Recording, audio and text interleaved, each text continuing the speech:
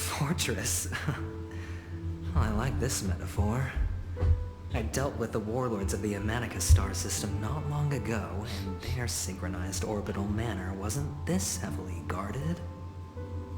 This mansion nominally belongs to Sunday, and is very befitting of its owner. Without his express invitation, the likes of ordinary guests would never grace these grounds in their lifetimes. Look around while you still have this moment of freedom. Hey Doc, whose side are you on anyway? Who's to say I won't sell you out? We'll see. When we meet the authoritarian master of the Oak family, I'll pry an answer out of him. Follow me and I'll bring you to his parlor. Hold your tongue and let me deal with the members of the family. As the story unfolds, you have the chance to progress the story from other characters' point of view. Dang, okay. But entering a character's point of view for the first time, that character will automatically be placed first in your team. You can check the Fates LS interface to see which character's point of view an ongoing mission or completed mission is in. If you need to change your point of view to continue the story, you can select here to enter Fates Assemble. For more details, please see tutorials. That's cool. Yeah, hold on. Let me just... Oh, that's cool. That's really cool. Actually, let me change my team though. I want Black Swan. As we reunite in this... This is really cool, man. A reward with no risk? I'll take it. I can play Aventurine early before its character trial comes out. Just in like April. You two! That's a place of business. No entry. Bro, are you serious? I was requested by Mr. Sunday to bring him the suspect. My name is Ratio. He should have mentioned it to you. Oh, I remember you. Veritas Ratio. Your punch virtual particle clock is impressive. Excuse me? The one on your head. Of course, it's nothing compared to my full pocket dimensional annihilating power armor of the Mobile Knights. Right, and as I mentioned, that fantasy raiment of yours doesn't exist. Damn, you're trash talking to a kid, bro. That's because you can't see it. Like I say, only family can see the glory of the Mobile Knights. Enough. Get going. Don't keep Mr. Sunday waiting. Bro, it's your fault. It seems like the idiocy index here is no better than it is out there. Let me get some more stuff here. No! A dead end? The door is shut tight. Looks like we're on our own. I mean, there isn't a door. How did you get in before? For security reasons, the family built the administrative site deep in the dreamscape, with the mechanisms hidden in these nightingale statues. The direction of the statues can be controlled. On the previous occasion, an attendant named Kona had gone to the side room to verify something before setting the statues in the correct positions. Well, maybe we should do the same. Let's go and take a look. Of course, we can also use brute force. No, Aventurine, that's bad. Where's the chest? So how is this gonna work? Do we have to like keep them facing each other? Okay, there you go.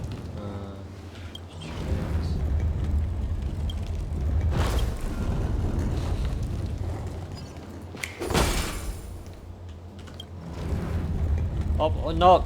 Dang. Solving a problem by brute force doesn't prove your intelligence. Bro. The side room. Don't let me repeat myself. Oh wait, what? I have to do this first? Damn.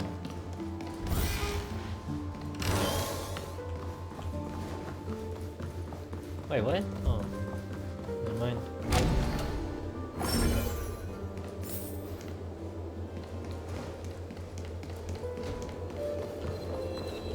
Another enemy, okay. Feeling lucky. Let's go! We're so lucky, bro.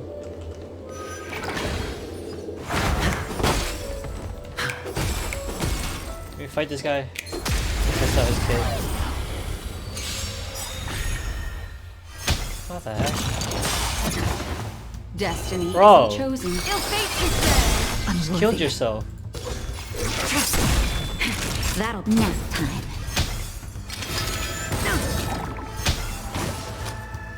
Oh, let me just do this first to check the thing. Wait, is that?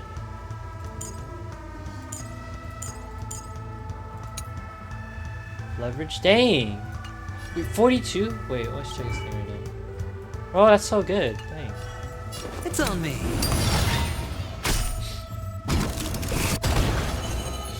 Ill tidings manifest.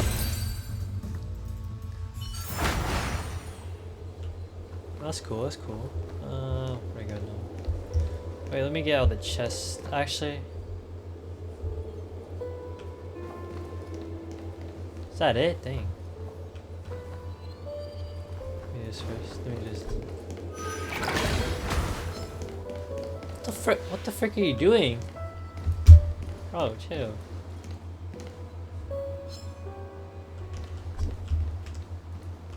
Oh.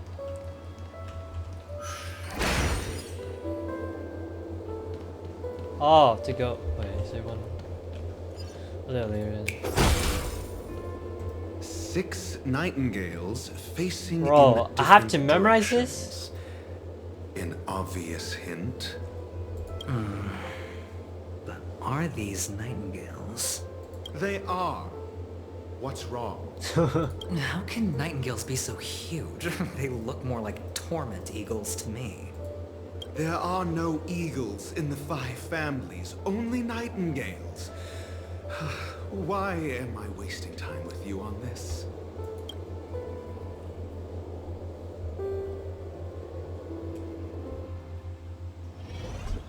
Thank goodness I have this, bro. I cannot memorize this. Oh gosh.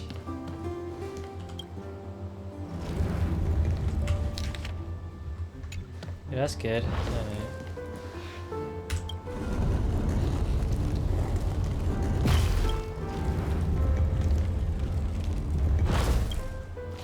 Alright. What the heck?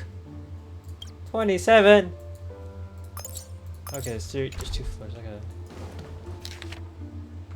Let's see. Clockwise. Clockwise. Check it. Let's go here. Alright, there you go. Should get it now. Yeah. Did I do it? Wait. It has to be facing. Oh my gosh. Wait. Alright. Just gotta change these 2 then.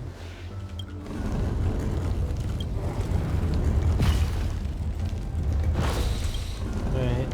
Whew.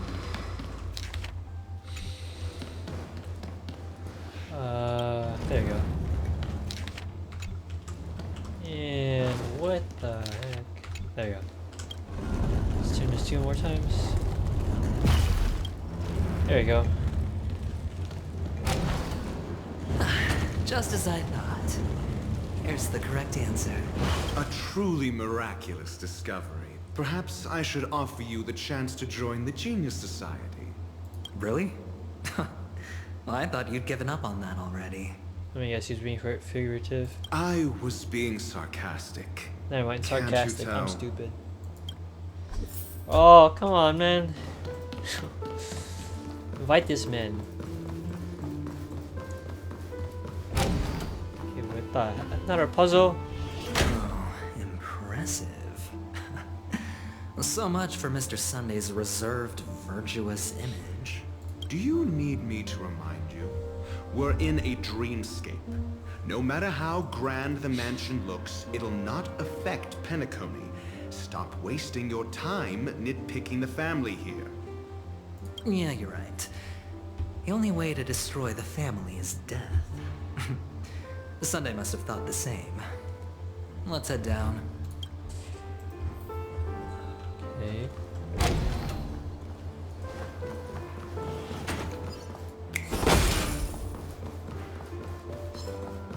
Bro, why is he standing like that? The heck?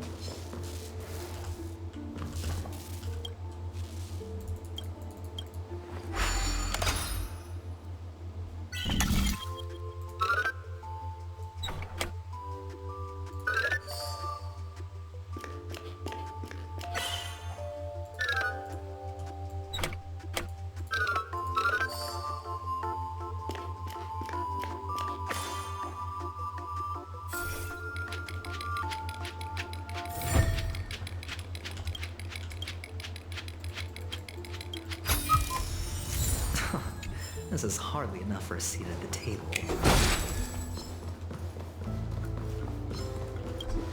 Can't open this, guys.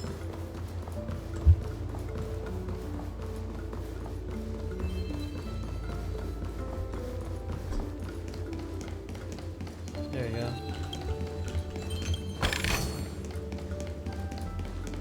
Is there anything else here? There is.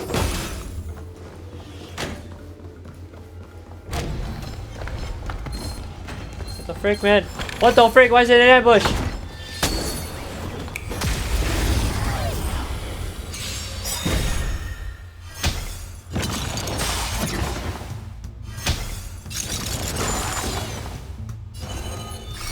Ill-tidings manifest.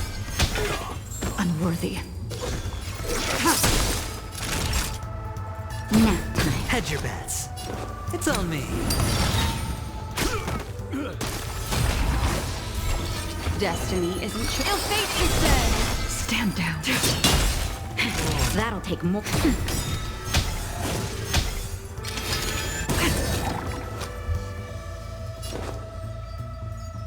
Spend freely. What do you want to know? Ill-tidings manifest. Nap time.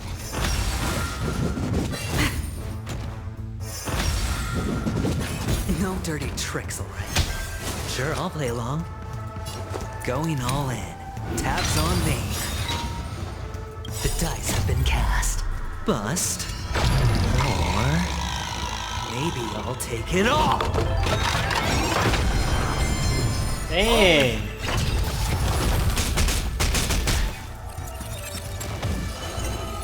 Ill fate is said. Tedious.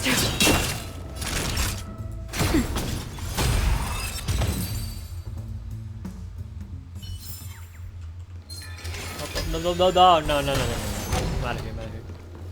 Feeling lucky. No. Feeling lucky. Yeah, that's what I need. Okay.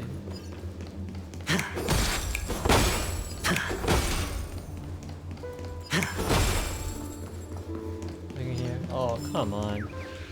Wait, hon. Oh, don't tell me. Oh. Whew. Alright.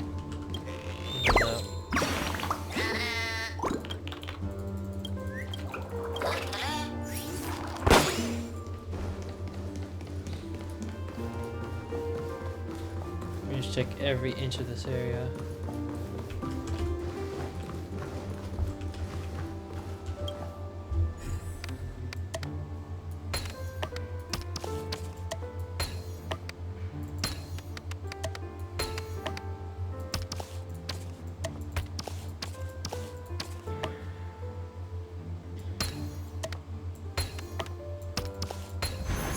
A 10-to-1 payout.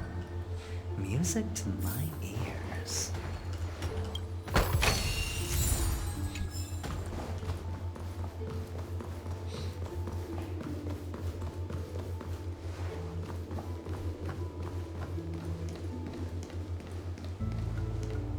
Hold on.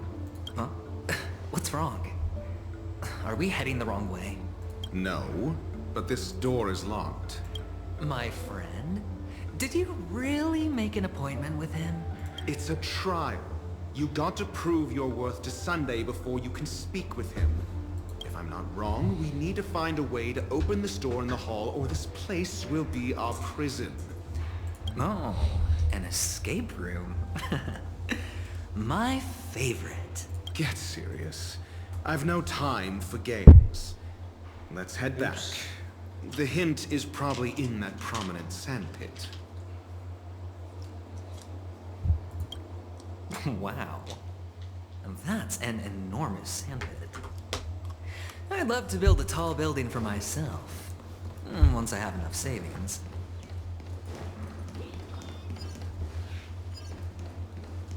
Hold on, let me just check. Up there.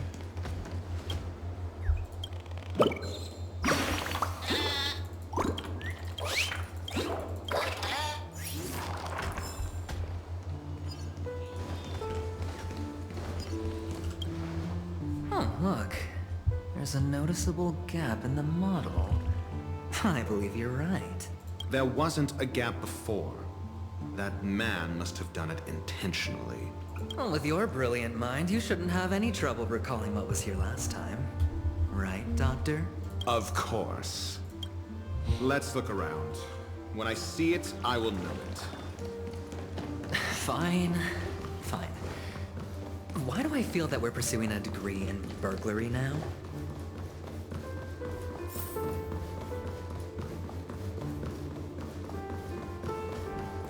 Oh my god, let me out of here!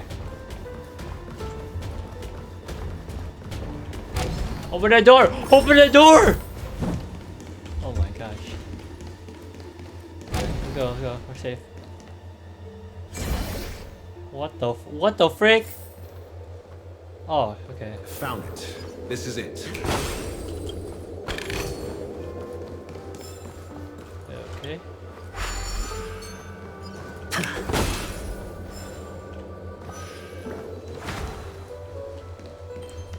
Is that? Oh, there's the chest.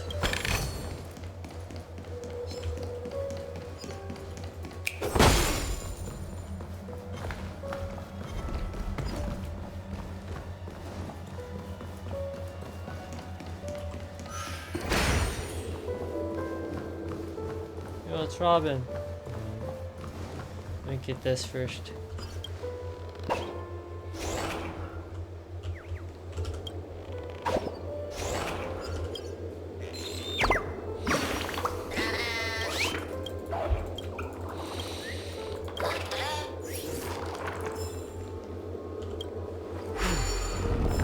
Alright, there you go. And do this first too. Oh, I have to find all of them? Oh my god. That's it, this one.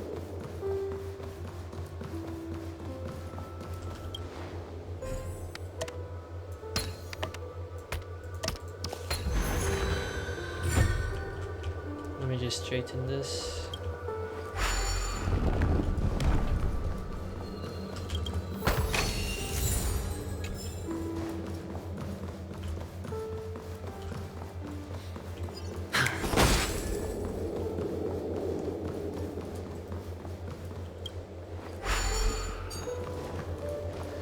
Where do I go now? I'll have to go. Wait, hold on. I have to go back up here. Okay. See anything else? I'm just seeing. Oh, a chest there. Okay, yeah.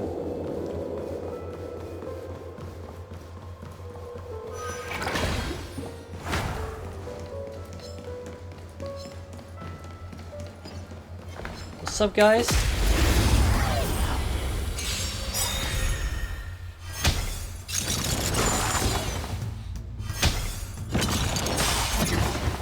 What do you want to know? Ill fate is dead. Unworthy.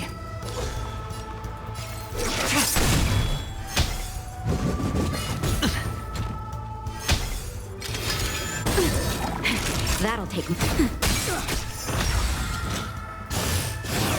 Retribution. I hit the mark. It's on me!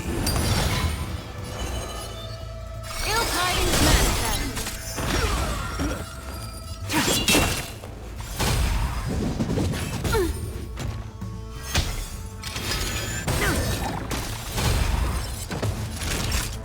Nap time. Sure, I'll play along. Spend freely. Destiny is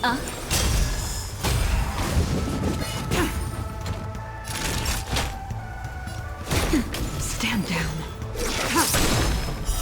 Blade of me.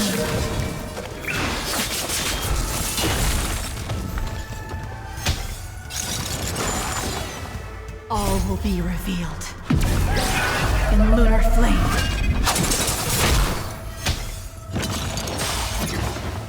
Destiny is apparent.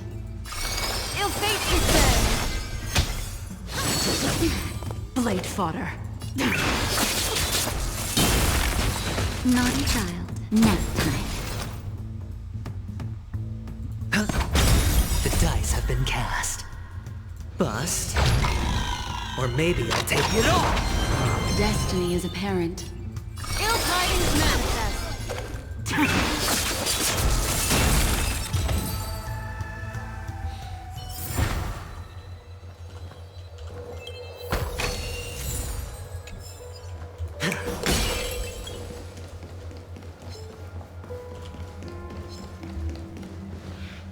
Wait, hold on. Oh. Didn't go here, right?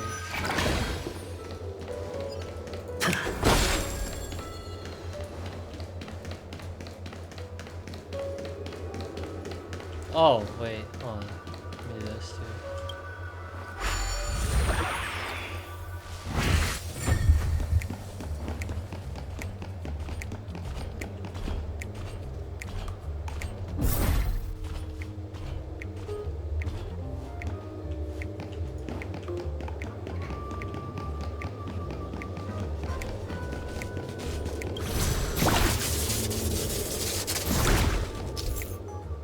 Ooh, a rocket launcher, okay. How many bullets?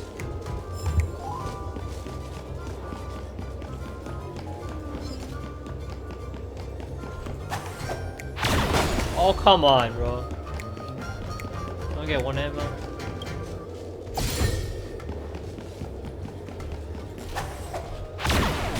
Whoa. Home Alone. Oh my god. No! Wait, I only get to use it once? Oh, there's the ammo.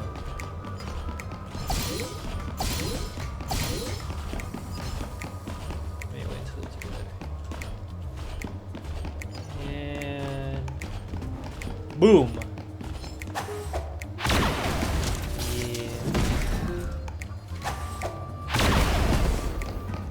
Oh shoot, nice. If you use the Han a rocket to ignite the fireworks, it will trigger an explosion that defeats enemies and even capable of destroying the walls. Okay. Nice. Ooh. Oh man. Anything else here? What is this?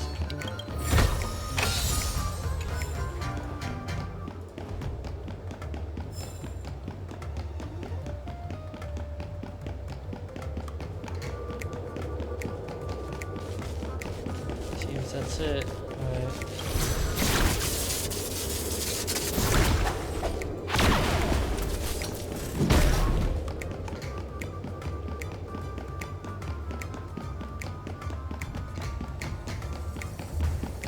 Anything else I'm missing? No, okay. Alright, we got it.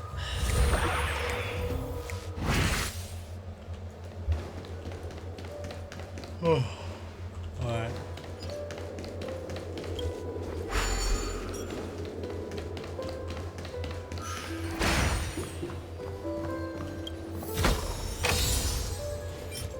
Oh, it's so bad. Okay. There you go. Huh. And the nameplate reads Gulliver's Arch. Well, I'm amazed you can remember something this tiny. You know, this reminds me of a tunnel I once saw that could shrink people who passed through it. If I were you, I would shut my mouth. It's wise to remain silent when you should. Damn.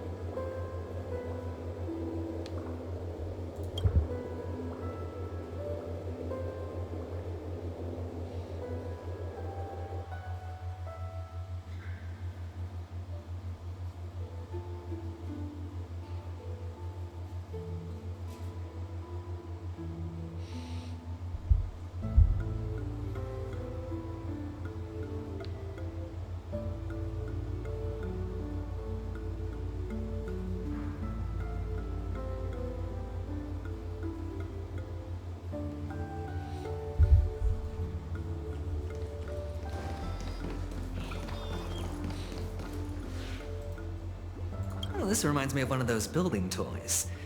I mean, with the blocks. You mean Legos? I've never played with them before. I wonder if it's more interesting than stacking chips. Oh, look. The gap is closed. And it fits perfectly. So, what's next?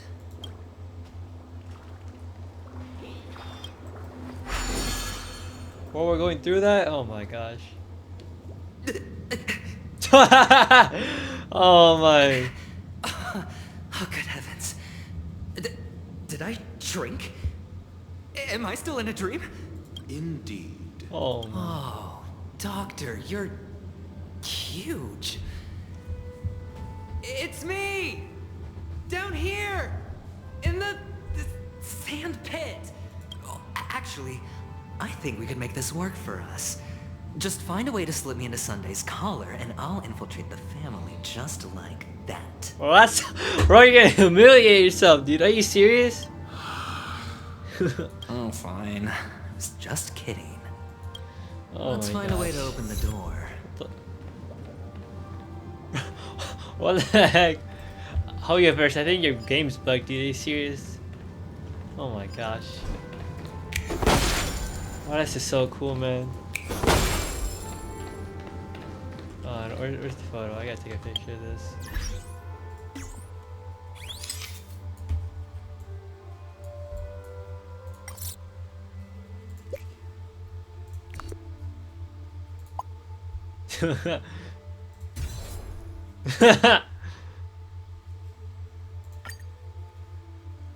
Wait, hold on. Let me just do this.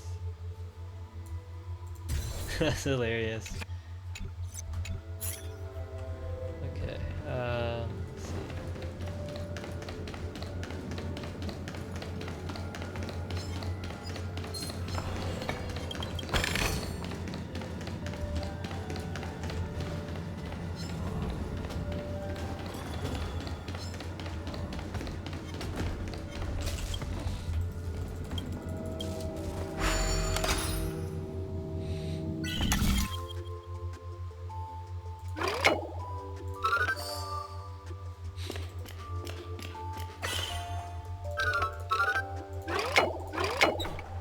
Okay.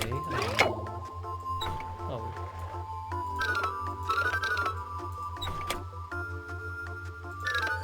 There we go.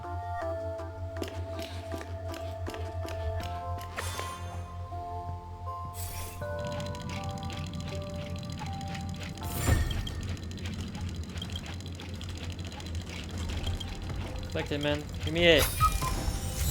Give me it.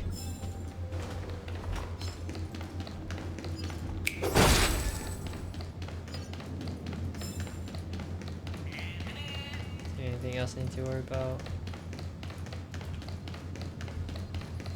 Let's see. Calyx in here. Hello, I'm an NPC. Okay. I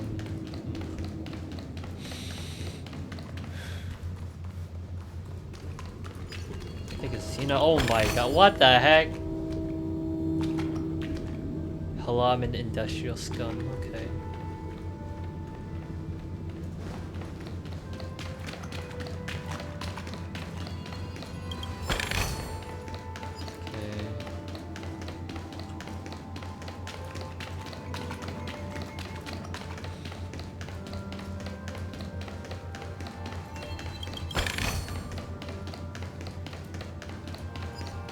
Yeah, most of it. Alright.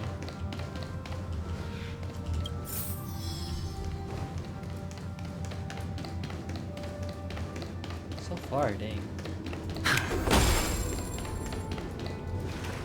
Hello! Welcome to the Golden Hour base model. I am an Oak Soldier. I will be here to guide you through the tour of the base model. Happy to be of service. And tell me about the tour. Hello! Welcome to the Golden Hour base model. I am an Oak Soldier. I will be here to guide you through the tour of the base model. Happy to be of service. Generating guide. Please wait patient.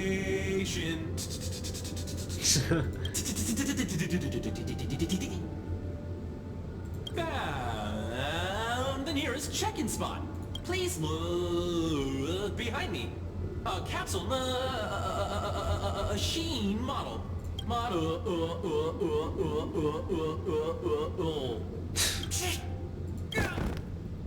After screaming, the soldier collapses. He didn't even have time to earn a 5-star rating from you.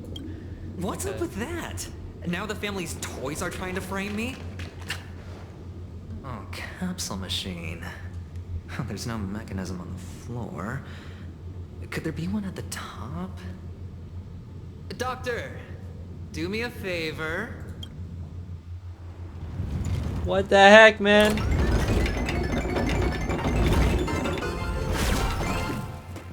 So, I was right. These models have interiors that look exactly like the real buildings. The only difference is that no one lives in them. Funny that Sunday puts a miniature that makes him seem like a giant by comparison, right where he can see it first thing in the morning. Insecure much?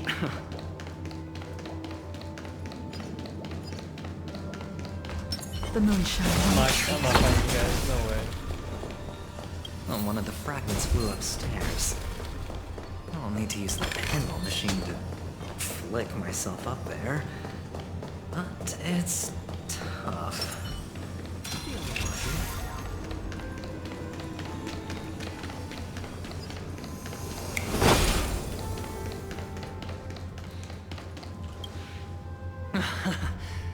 Oh, great. There's another pinball machine base here. And it's empty too. Doc! I'll need your brain power again. There's no need to yell, I can hear you. The pinball machine must be hidden somewhere in the hall. Like the arch. Wait here, and I'll be back in a minute. This guy pacing himself, dang. Aggressive too. Finally, a moment of peace.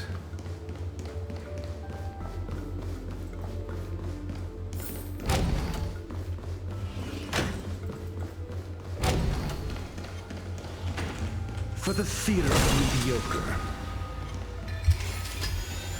That's it. Pleasant moments of solitude are always fleeting.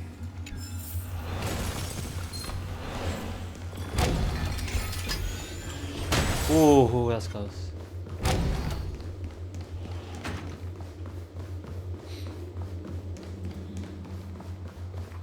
Oh, you're back. Just place it here. Thank you.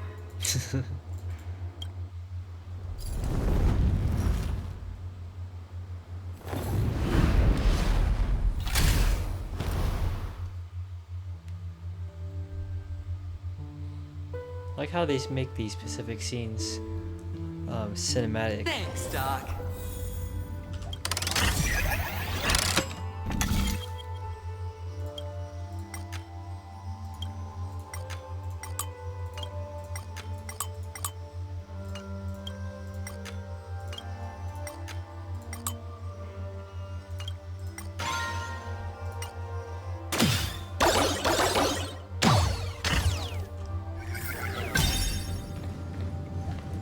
Oh, Ratio, you should come in here and take a look. you here is breathtaking. Honestly, you could easily squash me with just a pinch. If that is your wish, I will do so without a moment's hesitation. All done. Piece of cake.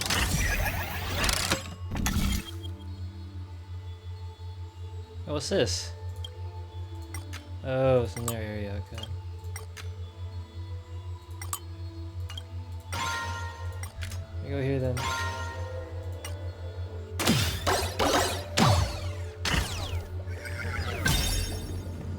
What the frick?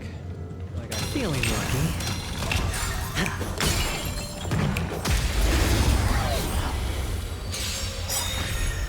An elusive foretell. Ill tidings manifest. Beneath the water lies an endless abyss.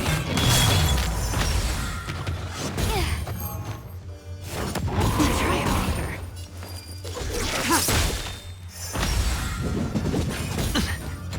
Watch your head.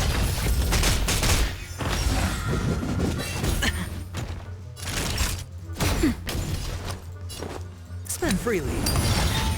Destiny isn't choke.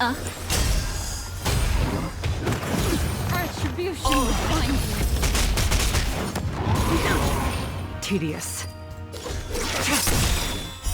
Later, all will be revealed. In lunar flame.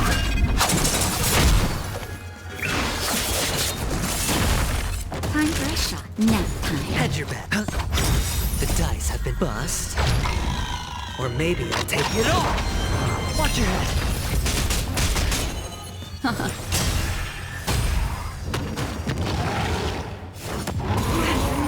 Ready for death. Naughty child. Ill fate is said. Sure, I'll play along. It's on me.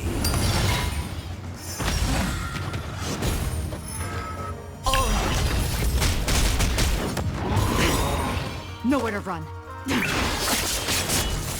All will be revealed. In lunar flame. Nap time. What do you want to do? Ill tidings manifest. Spend freely. Watch your head. The dice have been cast. Bust. Or maybe I'll take it all. Unworthy. Later.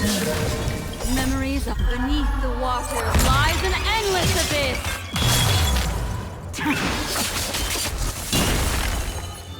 Ill fate is said. It's on me.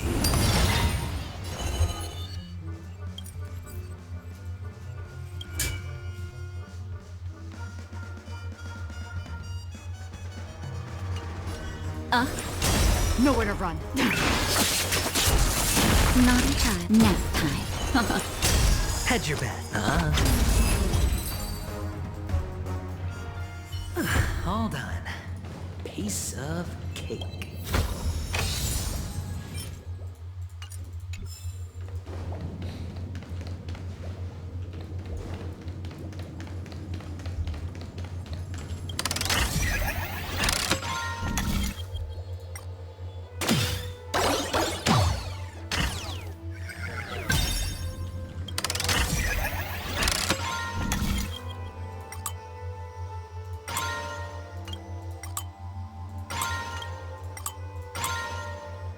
Okay, seems to go from there then.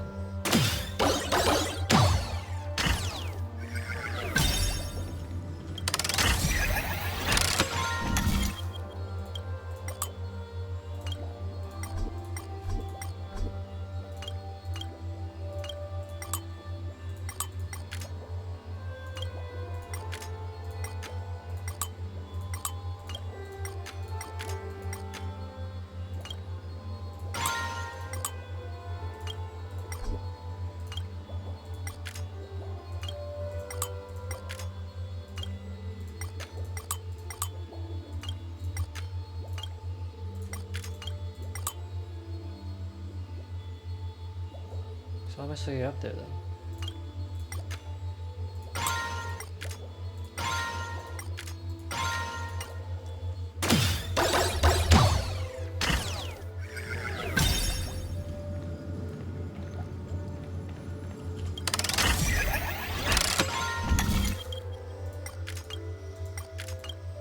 There you go. I see.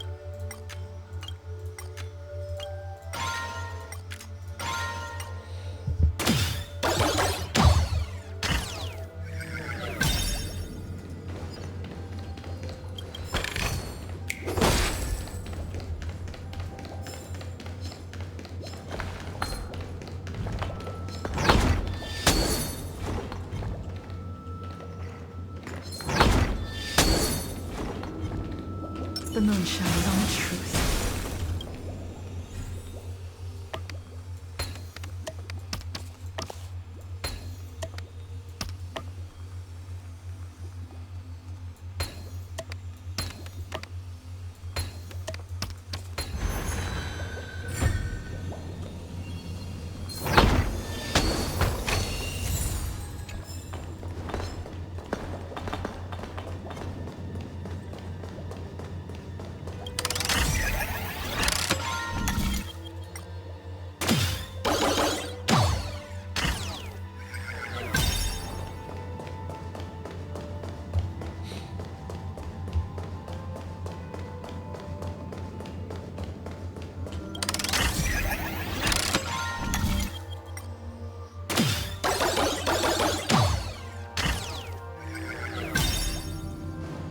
Alright, let's finish this, man.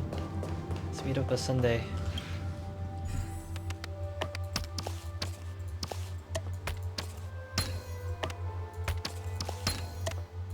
And the joyous tour of Toy City has come to an end. Makes me feel sad. Penacony isn't all bad, right? I'll use this interesting experience as a talking point at the poker table.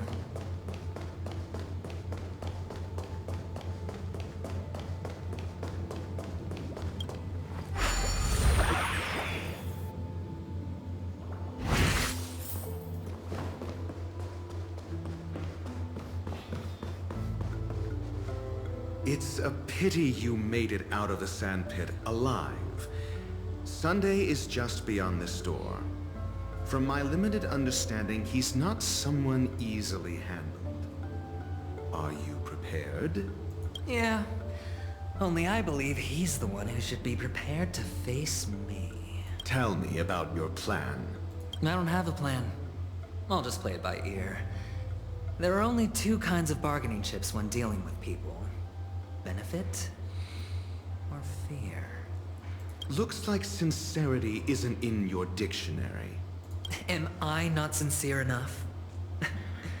There's no need to emphasize it. We've got to make good use of death. That man's sister is dead.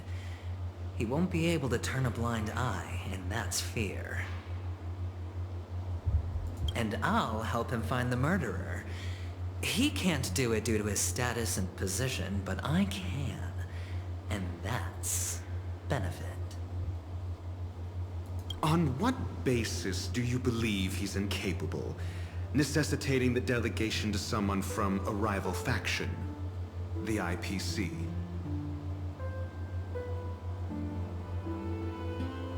Simple.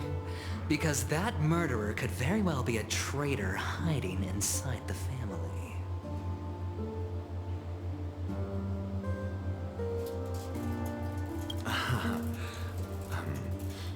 Do you mean the Galaxy Ranger whom you accused previously? That was just an excuse, good doctor. There's something wrong with that woman. We need someone who can keep her in check. It's better to minimize the variables outside our control while we execute our plans. Moreover, I need to know her identity. If I'm lucky.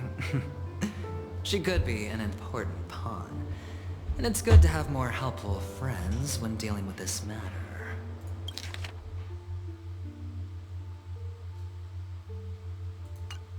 But honestly, the murder case is likely unrelated to her. I believe my standpoint. There's a rat in the family. Otherwise, why would Mr. Sunday arrange a private meeting with us? This isn't an interrogation, but a secret negotiation. We'll see. Using Robin's death as a bargaining chip, I'll win back my freedom and power. In the end, I'll ruin this beautiful dream and create the grandest death. If the chance of winning is just beyond this door, even if that chance is close to zero, well, you can't win if you don't play. Ah, the charming audacity. To think that you, of all people, might emerge victorious, dear gambler. 3 chips are enough. All or nothing.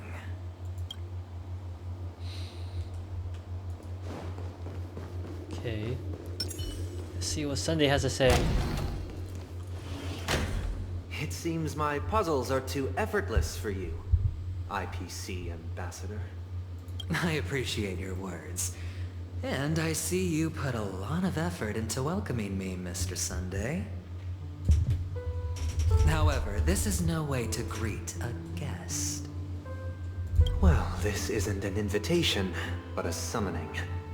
Before we speak, I need to test your character. I imagine this knowledgeable doctor friend of yours has been of great help, yes? Certainly. You ought to know this better than I do. He's already faithfully fulfilled his duties, hasn't he? Yes, the doctor has assured me of your noble character. He considers you, like himself, a virtuous person who can be trusted by the family. I have come to know you very well as a person, Mr. Aventurine. You're diligent, generous, and willing to cooperate. The fact that you succeeded in overcoming many obstacles just to meet me gave me the reason to believe in your wisdom and courage. But there's one thing I must ask you. That is, you've used your wisdom at the wrong place to meet the wrong person and put yourself in a situation where you shouldn't be, witnessing a tragedy that shouldn't have happened. You don't look too well. Am I making you anxious? Okay. If not, then it means I'm on your side. If I wasn't mistaken, you'd just made a serious accusation against the family. No, you weren't mistaken. For depravity is creeping in around you. There's no need for us to be evasive. Let's talk about your sister. Your sister's talent is unrivaled in the world of show business. As you know, her voice has been out of tune since she returned to Penacony. What's more disheartening, she can't sing anymore. Who could be responsible for this? Many suspect the culprit is among the outsiders, but I know you hold a different opinion.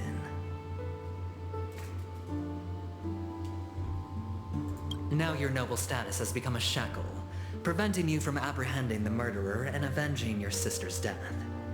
You're feeling anxious because you're out on a limb. But don't worry, I'm on your side. I'm immensely honored by your concern for me, Mr. Aventurine. Since you're so selfless and generous, I believe you wouldn't ask for anything in return, would you? Well, naturally, you wouldn't incur any loss from this. I just want to reclaim what is mine. My liberty and the personal items under the family's custody, the bag of gift money, and... the box in which the cornerstone is stored. Cornerstone, okay. That's right. Cornerstone. I've heard it's a treasured asset of the Strategic Investment Department. A sacred stone that seals the Preservation Emanator, granting significant power. And every liquidation specialist holds one. For an object so precious, it probably comes at an even higher price than other forms of recompense. Well, I'm sure you're aware of the high level of risk I'll be undertaking to bring the truth to light. Mr. Aventurine, when you're out and about, do you always make adjustments to your appearance? Your tie should be on the center line. Your shirt must not protrude from your vest. Your trouser creases should be perfectly straight, and always aligned with the tips of your shoes. Of course. But I don't. Because it's not appropriate to do so in public. You should make sure everything is presentable and in order before leaving the house. I'm not the kind that takes risks. The cornerstone must be in the custody of the family. No room for negotiation. Okay, this is an upset face. Please, don't let me turn you down twice. Sure. The gift money is good enough. I suppose you wouldn't mind that. After all, a merchant can't function without a bargaining chip. You compromised quicker than I thought. Unfortunately, it's a gambler that needs a bargaining chip, not a merchant. I can give you your gift money, but before that, I want you to tell me. The fact that you can decisively forsake the box you asked for, what exactly is stored in it?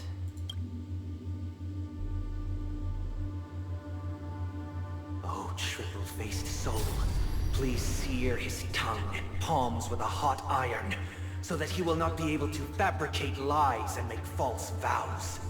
What the heck? What have you done?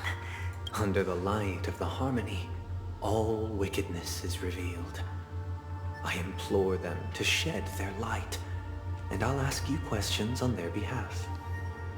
Next, you have 113 seconds to prove your innocence and gain my trust. 113? Okay, dude.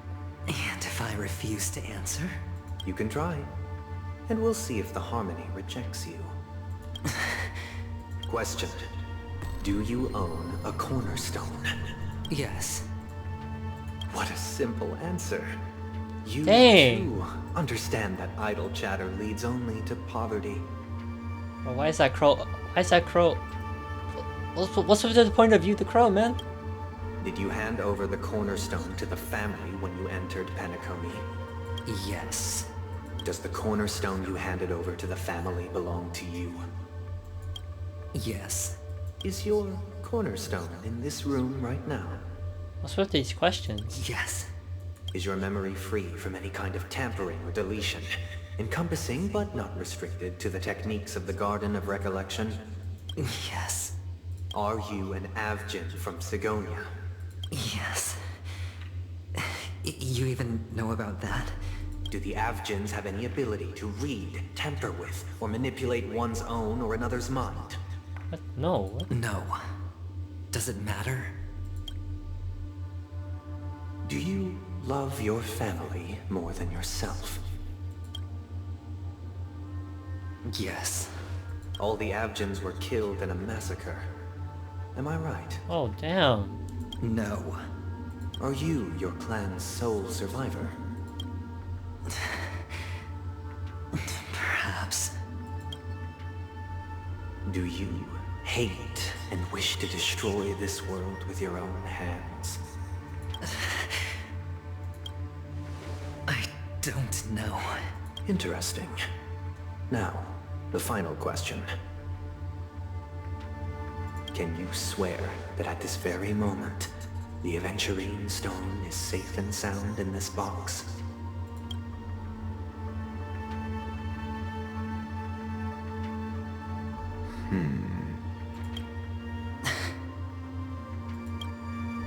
Of course.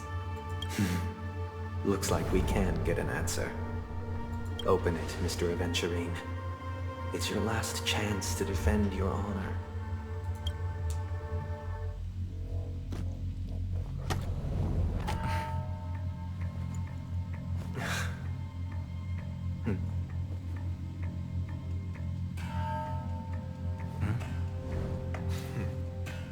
Please. So intense.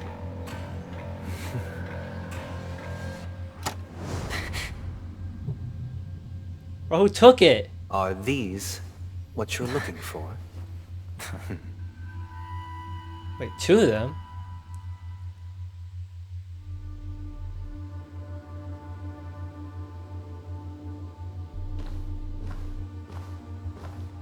Since you came as promised, learned doctor, Does this mean that you are willing to take the side of the family in this farce? What makes you think you can convince me? I've heard you haven't enjoyed Mr. Aventurine's company. I also understand that you're an avid learner who sees the pursuit of knowledge above all. In that case, you ought to realize that a competent scholar knows their position and wouldn't forsake more vital matters for the sake of petty pride. If you agree to assist the family, I'll share our research findings on the Stellaron. You must be quite aware that, besides the family, no other faction is willing to share such information.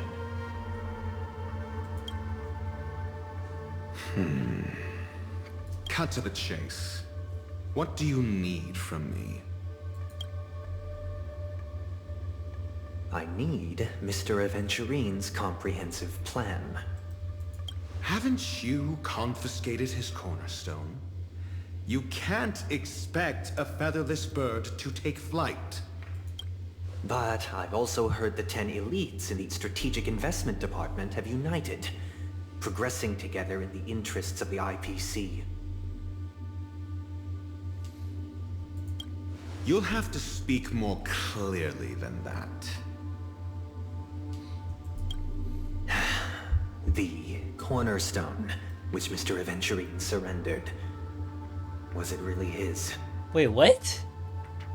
It's not his? You question whether he would entrust you with someone else's cornerstone. The 10 Stonehearts aren't as united as you think. Cornerstones are significantly more precious to them than their very own lives. But you know that he's a crazed gambler. The more vocal he is about it, the more cautious I must be. I never imagined someone would share his way of thinking. Honestly, you should see a shrink. Okay. Bring it. The box containing the cornerstone is unique, and only IPC senior staff and related members can access it. But I happen to be among them.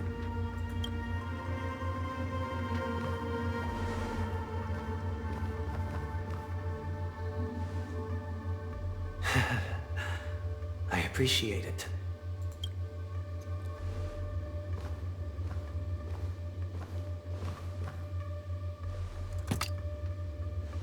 Unfortunately, your guess is correct. Wait, what? So it's not his then? The golden stone. Its color and glow are similar to that of Klepoth's body. This is the very ruse he intends to use to fool you. He won't reveal to you that the 10 Stonehearts chisel their own will into the cornerstones, granting them an unparalleled radiance. And this golden statue is also known as Topaz, not Aventurine. And it belongs to Topaz. Oh, he took Topaz's cornerstone? Dang. So, do you wish to confront him? Not at the moment.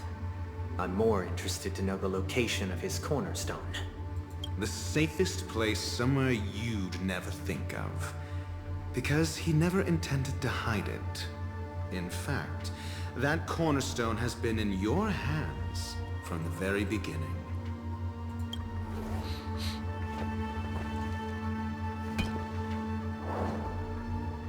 Dang. I see. This bag. Mixing a cornerstone. More precious than life itself. With a bunch of worthless jewels.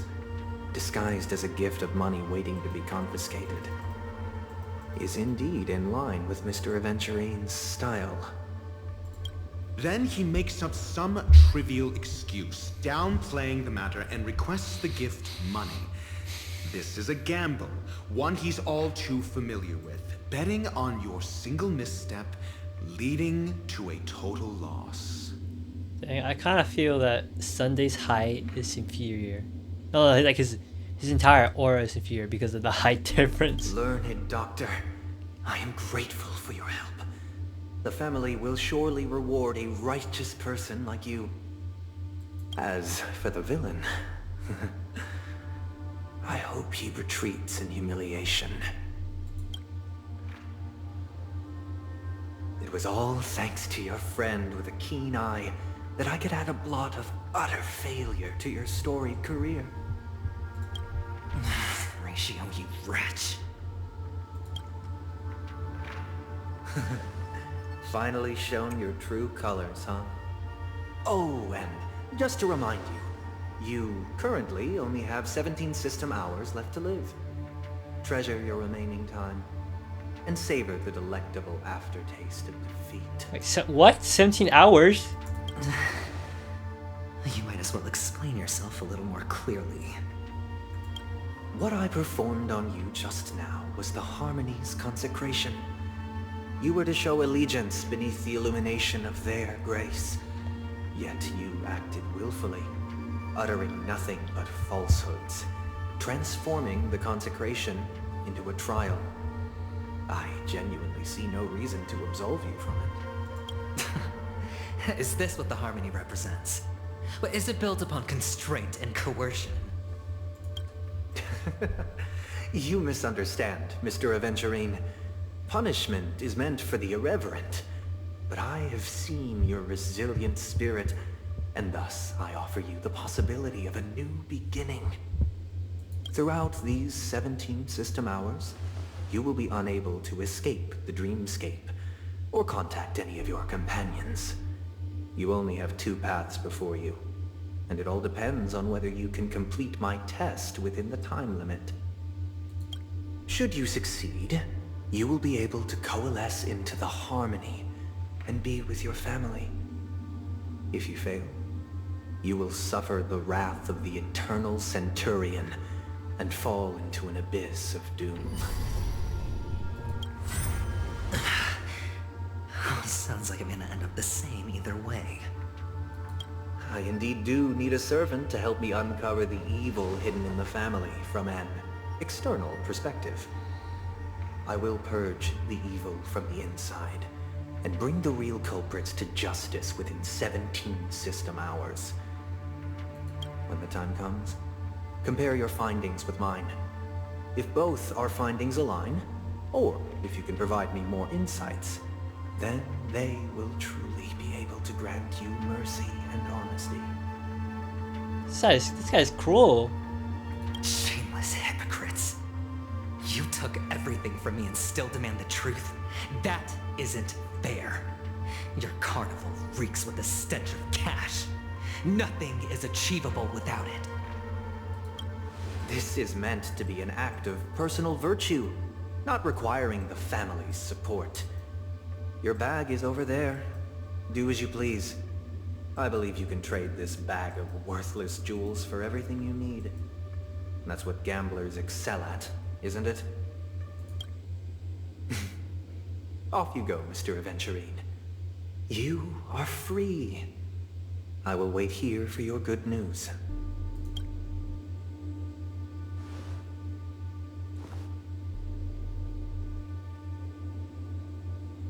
This meeting isn't an interrogation or a negotiation. It's an outright execution. Why would I do that, Mr. Aventurine? I'm just wondering what a passerby who stumbled upon a scene of a murder could have found out. That's all. By the way, before you go, I have a personal question. What is it now? Do you truly wish to bring about the destruction of this world? Kakavasha! Where did you go? Oh, are you injured? I got it back, sister. You went to look for them? That's too dangerous. It's just a necklace. It's neither food nor water. We can survive without it. But I can't live without you, little brother. Promise me not to look for those catechins Oh again. my gosh. Okay? Sister, don't be afraid. The catechins are fools, but I'm smart. Oh. I played a game with them, and I won. One? What happened exactly? Tell me. I made a bet with them. The two birds in the desert and me. Who will die first? I won. They suspected me of cheating, but I didn't. I won fair and square. You're betting on your life? Oh my gosh. Of course you'd win. You've always been a lucky child. Gaiathra Triclops must be watching over you. But that's no reason to push your luck by going up against those bloodthirsty, cruel catechins. Have you forgotten how Mom and Dad... Look, this is just a necklace. But Kakavasha, you are my only family. I'm sorry, sister. I thought you'd be happy. Because Mom left you this necklace. There'll be no next time. It is important, but not as important as you, my dearest brother. I don't blame you, but you must remember what Mom said.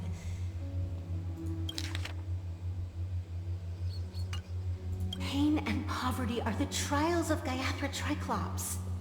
She has also granted us a chance. And that's your good luck, Kakavasha. Your good luck is the most precious wealth we, all Avgin, have. You're a child blessed by Gaiathra Triclops and can lead the clan to happiness. So always remember to protect yourself and never resent the pain and poverty you're going through. All right?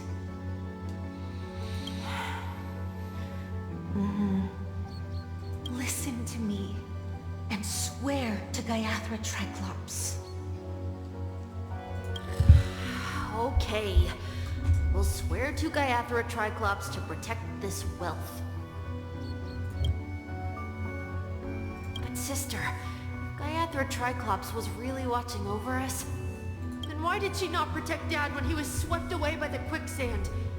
After all, Dad went to the Catechins' land only to prepare for Gaiathra Triclops' offerings. And where was Gaiathra Triclops when Mom was shivering in our arms?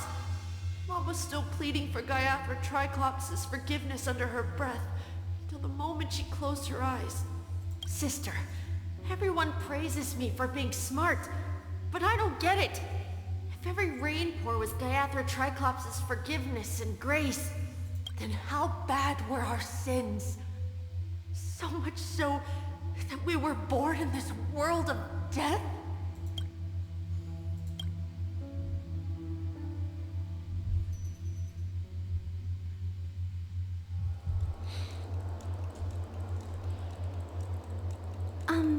Excuse me. I can't seem to find any information on this artist in the Iris family archives. The photo you provided also doesn't show any matches. Just as I thought. I'd like to ask, what kind of traces do people leave when they enter a dream? Are you referring to the records when you enter the dream pool? The equipment will monitor physiological indicators such as heart rate, blood oxygen levels, and body temperature in real time. This data will be included in statistics and handed over to the family for the screening of any data anomalies. Immediate action will be taken once any illegal behavior is detected. I apologize. The hotel does not have access. This information is managed by the Bloodhound family. We can only gain access if there's a problem. Looks like nothing can be found here. At least we know who to look for next. We can ask the Bloodhound family for information. Thank you for your assistance, Miss Allie. By the way, is Miss Robin doing fine? We are looking forward to her performance. Fine? What does that mean? Is there something wrong with Miss Robin? The preparations for the Charmony Festival have been proceeding smoothly, so I guess things are pretty good. I believe she will be able to put on a spectacular show for all of you. They don't know either. I'm sure. Sure enough, no one knows about Miss Robin. I'm not surprised. But that Miss Firefly is truly mysterious. There's no information on her in the hotel system. Even if she's a stowaway, she should have a disguised identity after entering the planet. She's also in the running for the legacy. How is she going to sneak into the dreamscape unnoticed? Is there any other way to enter a dream? Besides the hotel room's dream pool? The Memo Keepers have abilities that are difficult for normal people to comprehend. In the memory zone of Penacony, they thrive effortlessly, a fact proven to us by Black Swan. The hacker girl from the Stellaron Hunters used extraordinary means to unlock the Dreamscape Hotel's seal. According to the scene witnessed by him, it is likely that they are behind Miss Firefly's case. The Garden of Recollection and the Stellaron Hunters. Both are possible, but what about the IPC? Since they want Penacony all for themselves, they're bound to have a plan. Who are you guys? The Bravo team has arrived at their designated position, ready to execute armed evacuation operation. Boss, get moving! Armed evacuation? Boss, are you drunk? What do you know?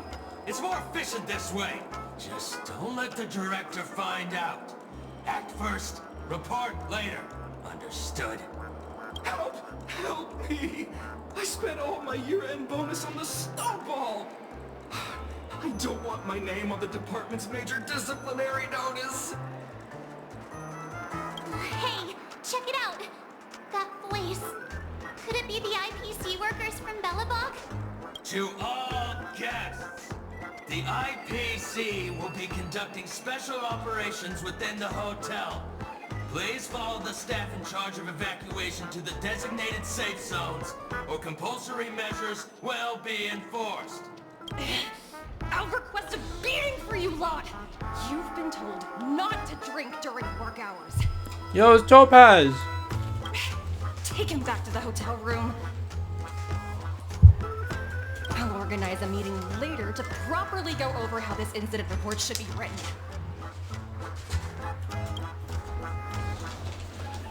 Oh, so she decided to join, okay. I never thought I'd run into you on Penacony. Oh, long time no see, Astral Express crew. Aventurine has told me a lot about your happenings. Huh?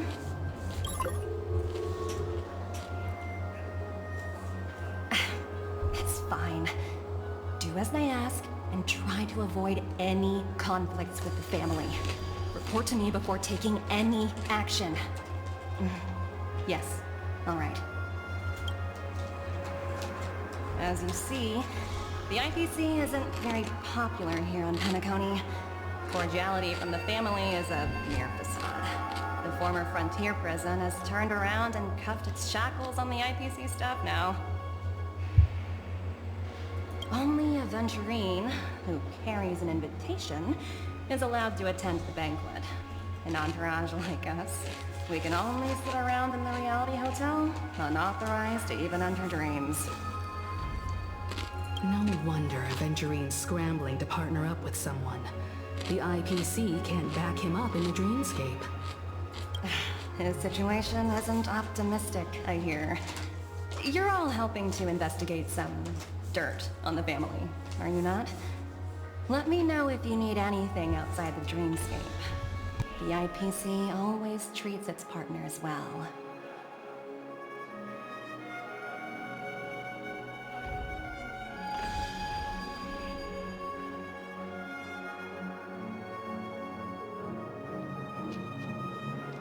Thank you, Miss Topaz.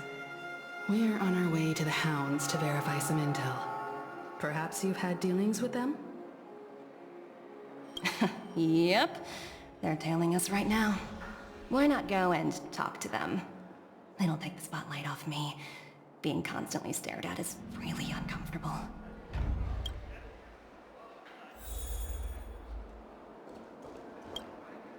How does it feel to be in business with Aventurine? I bet you're not used to it. That's just his style. All or nothing is his mantra. He's always cozying up to his clients while egging them on to undertake some dangerous assignment with him.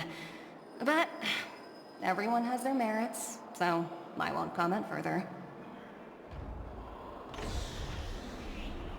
But Aventurine's luck has always been good. He's always closed all his cases without a hitch, and basically never lost a gamble. Which is why, on the issue of retaking Penacony, I'm watching with keen interest.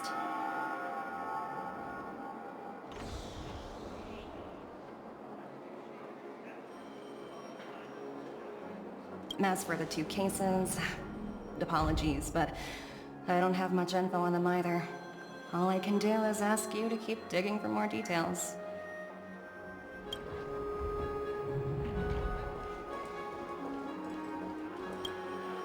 We're carrying out our captain's orders. What do you want? We made a mistake last time, and we're working hard to rectify it now. We don't have time for anything else. Surveilling the IPC executive Topaz, ensuring that she stays put at the Reverie Hotel during her time on Penacony. We've got the right one this time. So that's it. They were the pair who were after Firefly at the time.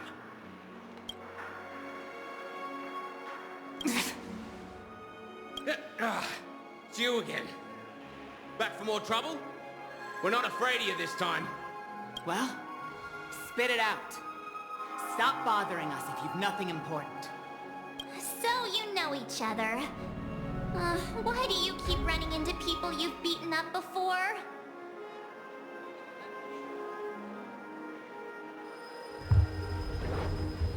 Sheesh, why do you keep asking me that? We're in the middle of investigating a murder case for the family. May we speak to your captain about it?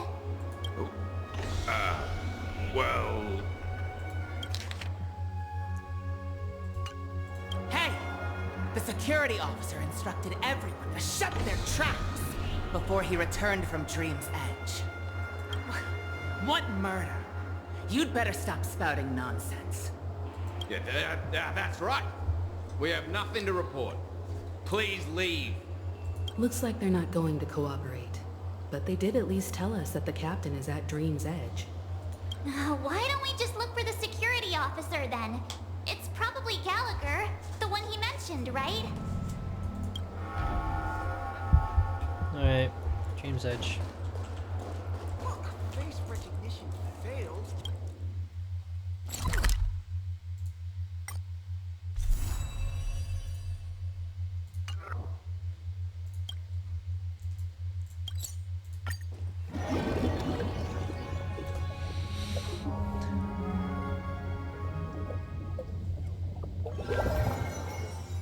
Such tight security. I bet they're stumped by the case as well. Gallagher. Apologies. The Bloodhound family is running an investigation up ahead. No unauthorized personnel allowed. Hold on a minute. I think I've seen you before. The gray-haired one. How much trouble have you stirred up exactly on Penacony? That's right, it's a me, Clucky. You think you look alike? Wait, are you for real? Not possible. It was you the last time yelling about some clockwork friendship while beating me up with that silver-haired girl. So sad? Oh my gosh. I'm not letting you get by this time. Please leave, or I'll have to get on my knees and beg you. Damn. Huh? What kind of heinous crime have you committed now? Hold on, sir. We have documents authorized by the family that would aid your investigation. If it wouldn't trouble you, could we see this Mr. Gallagher? Who exactly is this Gallagher you keep talking about? There's been a few people mentioning this name. Even the one with the gray hair. He didn't send you all here? It was the security officer who dispatched us. That's all I can divulge. He'll do. He's the one we've been looking for. Sorry, no can do. The boss said that since it's a matter of the family's reputation, no one's allowed through. Everyone, please leave. There's really no need for us to make things difficult for each other, right? Calm down, calm down. We're really sorry for troubling you. Let's think of another way. Another way. That's it! Didn't they say something about that... what was it? Clockwork? That got this guy to change his mind? Can you perform it again? That... clocky magic. No problem, no problem. Never mind. It's not bad if we're resolving a misunderstanding. Okay. Please? Alright, hon. Wait, can I just... Sorry, everyone. Alright, okay, pass you. Okay. Sorry, everyone, please. I'll make you sad again. You lot insist on doing this. Sorry, but human lives and the family's reputation are at stake. It is imperative we know everything about the case. No, I meant to say, do I really have to get down on my knees and grovel? I didn't think you were the type who would kick someone when they were down. If that's the case, I'll just have to acquiesce to everyone's wishes. Lower my esteemed head and plead with everyone. No. No need. Standing is just fine. You don't need to do that. Looks like he still doesn't want to divulge anything. Principal Bloodhound member is marred in endless sorrow. As compensation, you have to think of a way to comfort him. Oh, alright. Let me see this thing. Let me see what time it is now. Whoa! It's this time already! Time to clock out! And no one's gonna stop me. A highly principled member of the Bloodhound family laughed heartily and left the scene. Okay. What? Huh? This clockwork trick of yours, it's kinda dangerous. Don't mess with me, March. Huh? At least he won't be getting in our way again. Let's go find that Gallagher and ask him the intricacies of the case. I was wondering what all the commotion was. Huh. Oh, it's you guys. Welcome. Since you made it here, what can I do for you? Hello, Mr. Gallagher, sir. Judging from your tone, it sounds like you were expecting us. Miss Himiko, you're too polite. There's no need to call me sir. Mr. Gallagher, you even know my name. Of course I do. You folks are from the legendary Astral Express, and honorable guests of the Watchmaker. I had an encounter with this gentleman in the Golden Hour. I remember that little silver-haired girl was there too. I'm sorry for what happened to that kid. This is also the reason why we've come to visit you, Mr. Gallagher. The Express can't just overlook the death of that child. So we've decided to help the family get to the bottom of it, in the hopes of getting justice for her.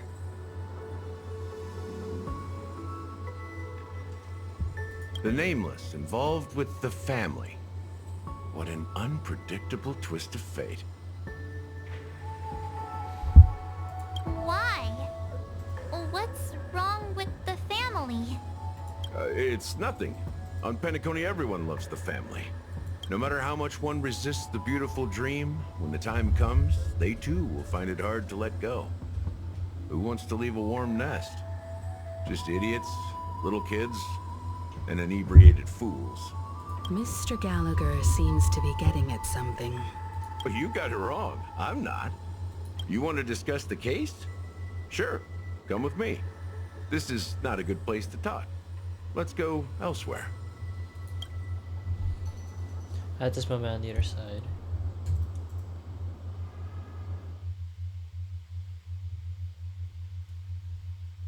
Even after that chilling tragedy, this dream is still running effortlessly.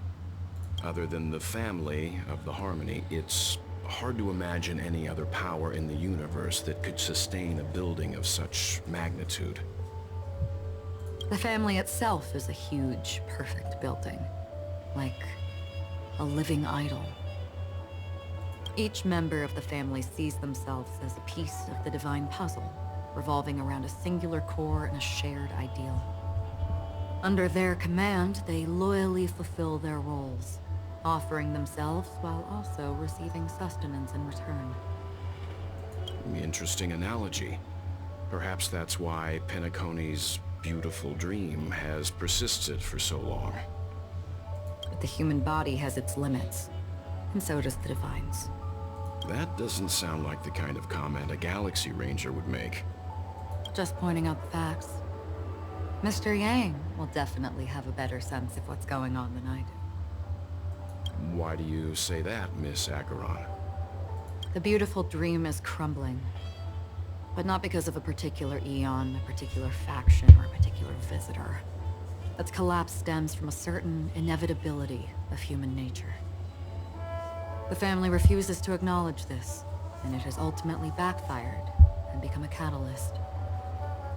As people immerse their souls in the dreamscape, where consequences and pain cease to exist, and only ease and pleasure prevail, they draw closer and closer to necrosis. Regardless of the perceived bliss, death looms as the inevitable conclusion. Also, this necrosis will diffuse and spread. One piece of the puzzle's mutation will eventually cause the entire building to shake, break, and crumble. In the end, the dreams that people built in the name of freedom became the cage that imprisoned them. I'm sure you've gained a lot from this trip, Miss Acheron. Are you willing to share your findings with me? Of course. That's if I remember. She says this as her hand gently rests on the hilt of the sword. And it quickly lets go in the blink of an eye. Don't mind me. It's just a habit. Owing to events in the past, I've become easily forgetful. It's only when this sword is unsheathed that those hazy memories start to become clearer. Oh, dang. Take your time. That should do it. I vividly remember everything that occurred on Penacony. Ask away. The moment of daybreak. I've heard that's where the Dawn Factory, which processes the foundation of the dreamscape, is located. Behind the dreamscape's song and dance stand many imagination factories. Workers create all kinds of whimsical works day in and day out in their dreams, and they return to reality and sleep on a narrow bed in a room. A far cry from luxury. They say it will suffice. Experiencing the bizarre and motley dreamscape is the best reward. There I encountered a young woman who had just come of age. The perfect time to indulge in beautiful dreams. Her greatest wish was to one day move to the golden hour and see the magnificent garments she had woven with her own hands. For certain reasons, her wish was difficult to fulfill. But I managed to bring her a garment. Gilded Hour. It's said to be Penacony's currency center. Yes. It is a fortress-like financial city, the economic heart of the dreamscape. The Pepeshi people of the Alfalfa family are there to keep it running. sending blood that is made from money everywhere on Penacony. Everyone there is exquisitely dressed and always in a hurry. The greatest wish of the local Pepeshi people is for their future generations to work in the Gilded Hour. I've never met anyone who is willing to talk. I could only stand at the crossroads, watching crowds of people hurrying like the wind through the jungle of... I don't know if they would open the vault's door, but before I left, I witnessed a well-dressed Pepeshi person plummet from the sky, while those around him continued on their way, unfazed.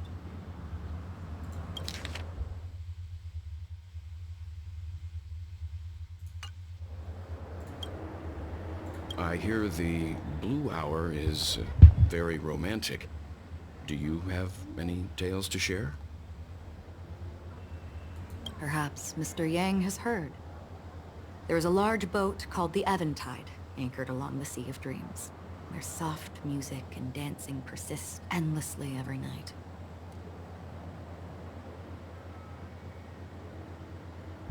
I ran into a wizened lady there. She was at the dock, waiting for her long-departed lover to return, waiting for countless hours within time that stood still.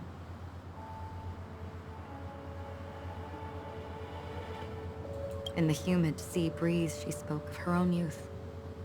Like many who desired wealth and love, they came to Penacony to pursue their dreams.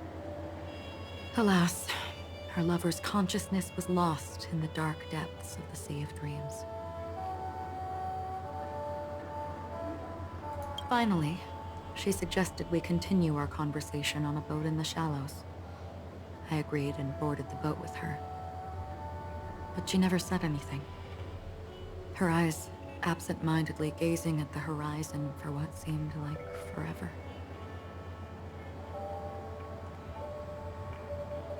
Finally, we retreated to the beach.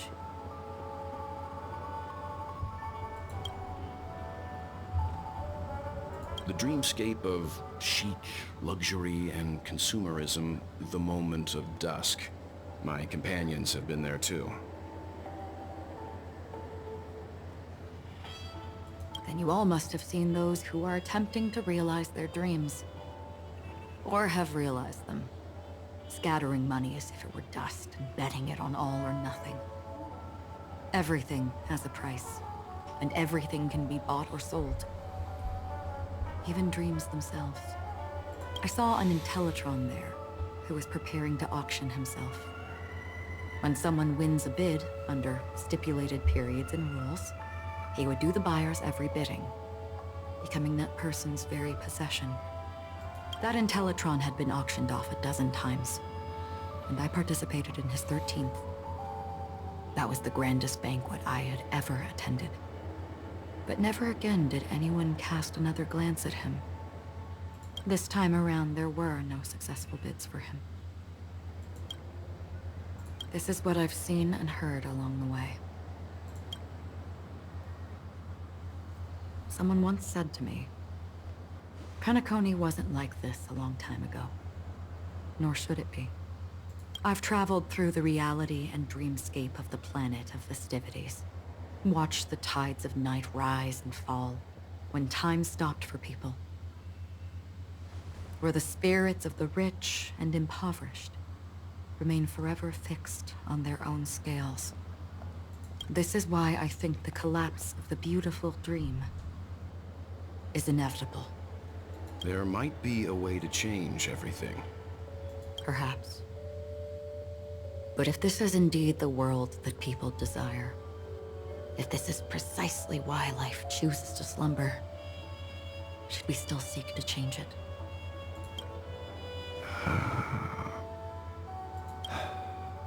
Miss Acheron, now it's my turn to share a story with you. There was a man from my homeland who, at a time when the world was grappling with deep, unhealable pain, made a choice. He wove together the dreams of everyone in the world, linking people's dreamscapes, and shouldered this burden himself. From this, he created a giant, a spiritual atom. And since that moment, the giant stood between heaven and earth, becoming the pillar of the world's existence. As a price, those who found it hard to move forward, who could not advance, forever lost their future. They slumbered in a dream, devoid of disaster and pain, living out their days peacefully in the man's created utopia. And it is because of the wishes of those people who wished not to awaken that this spiritual atom became unbreakable. And yet, you stand here right now. Which also means that man failed.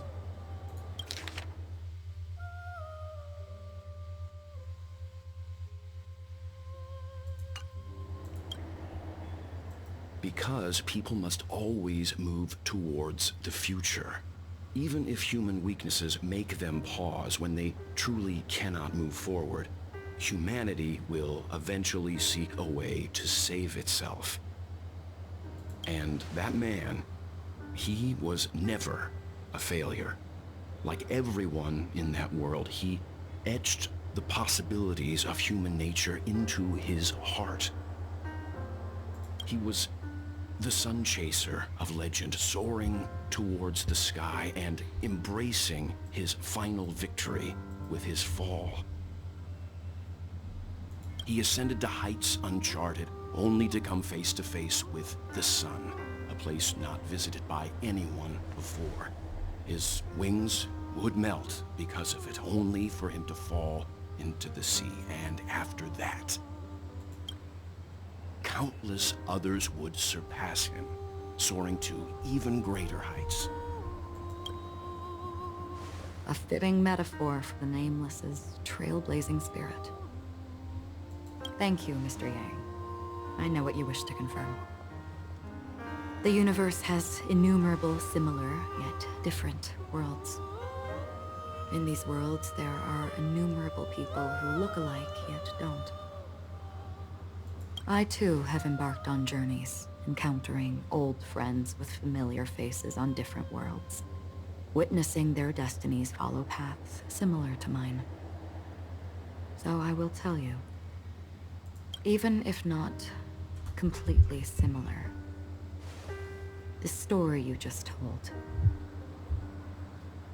it overlaps with my past, and within that abyssal dream, I ended that man's life. Alone.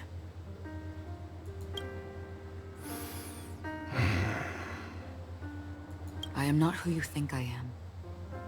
Nor will my home be as fortunate as your world. I am sorry. It's fine. I don't mind, so long as I can alleviate your suspicions. There's something I still wish to know, Miss Acheron. Under that representation of the hunt, exactly what sort of power is it that has motivated your solitary journey thus far?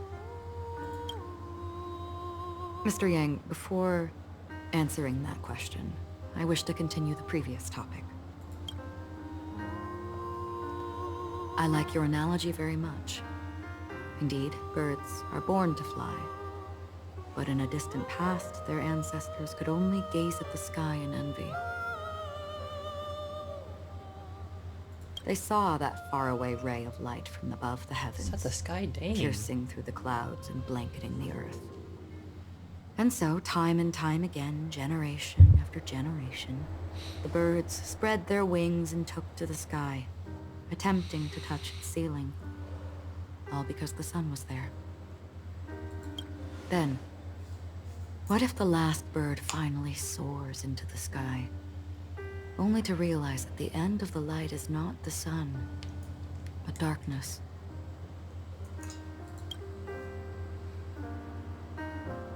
Then why, exactly, do we even walk towards the light?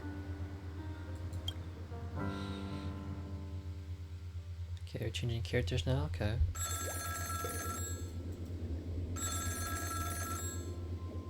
She hasn't picked it up?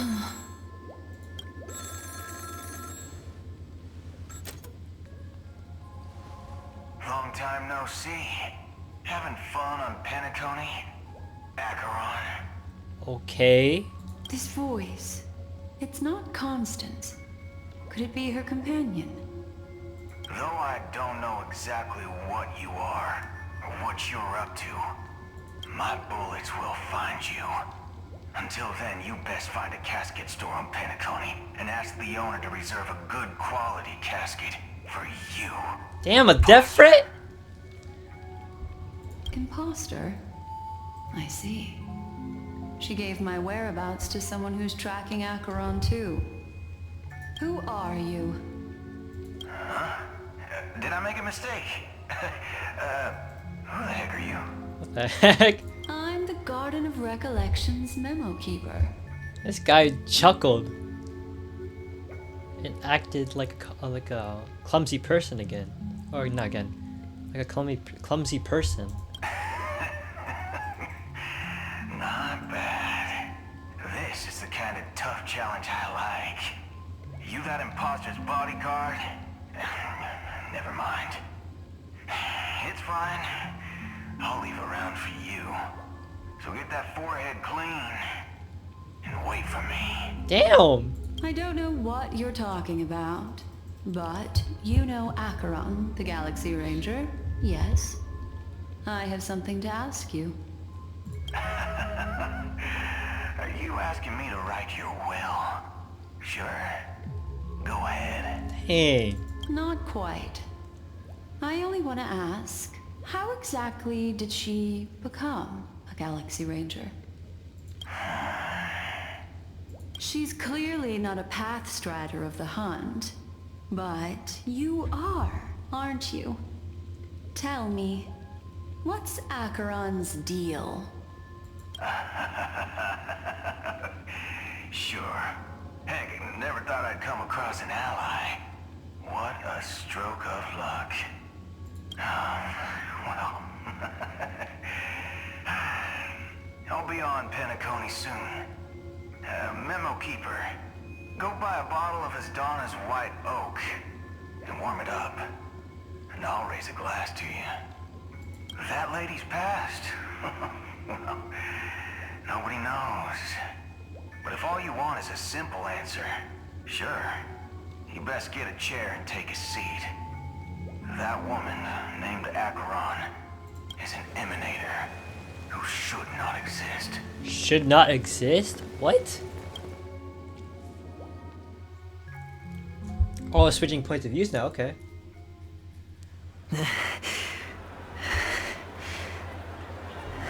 You look pale. Or is that also part of your act? I didn't think you'd have the nerve to show yourself. I thought this was exactly what you wanted. After all, I faithfully fulfilled my duties as you instructed.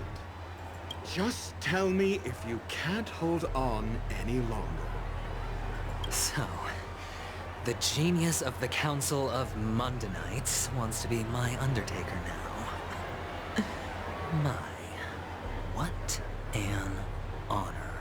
Well, hold on. That other Galaxy Ranger's voice.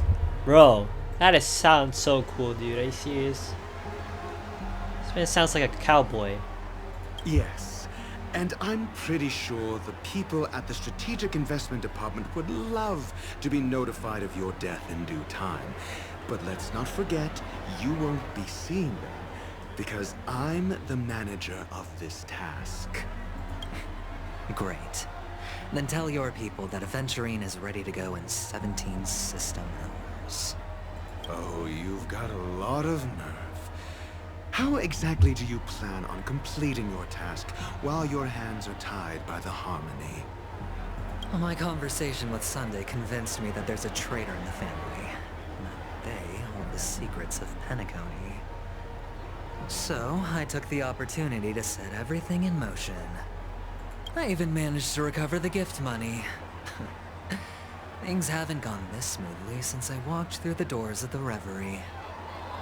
Now I'm only one step away from victory. Let's just wait and see. Sounds like a very elaborate way of saying that you failed. That's all I can say. Have you forgotten, Doctor? You betrayed me. Go. Do what you must. I look forward to the sight of the IPC fleet surrounding Penacony. You've achieved what you desired, haven't you? That's true, but what's your plan? Did you conceal an orbital support beacon in that gift money bag? Well, who knows? Maybe that's why I'm handing out cash even when I'm about to bite the dust. You are indeed a gambler. An insane one at that. Well, maybe I am. Who knows?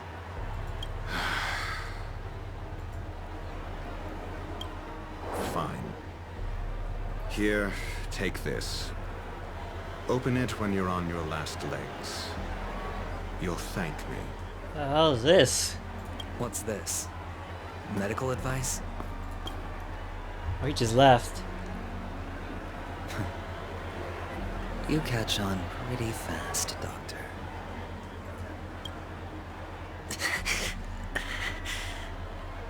Asking me to solve a case without giving a single clue. How typical of you, wing-headed scoundrel. But the way you're all on edge about that stowaway, it's just as I guessed it would be. As for now, let the rain of wealth from the IPC fall evenly on everyone.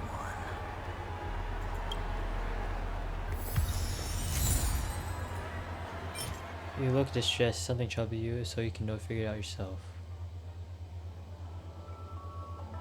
Okay. Distribute gems and ask around for clues regarding the story.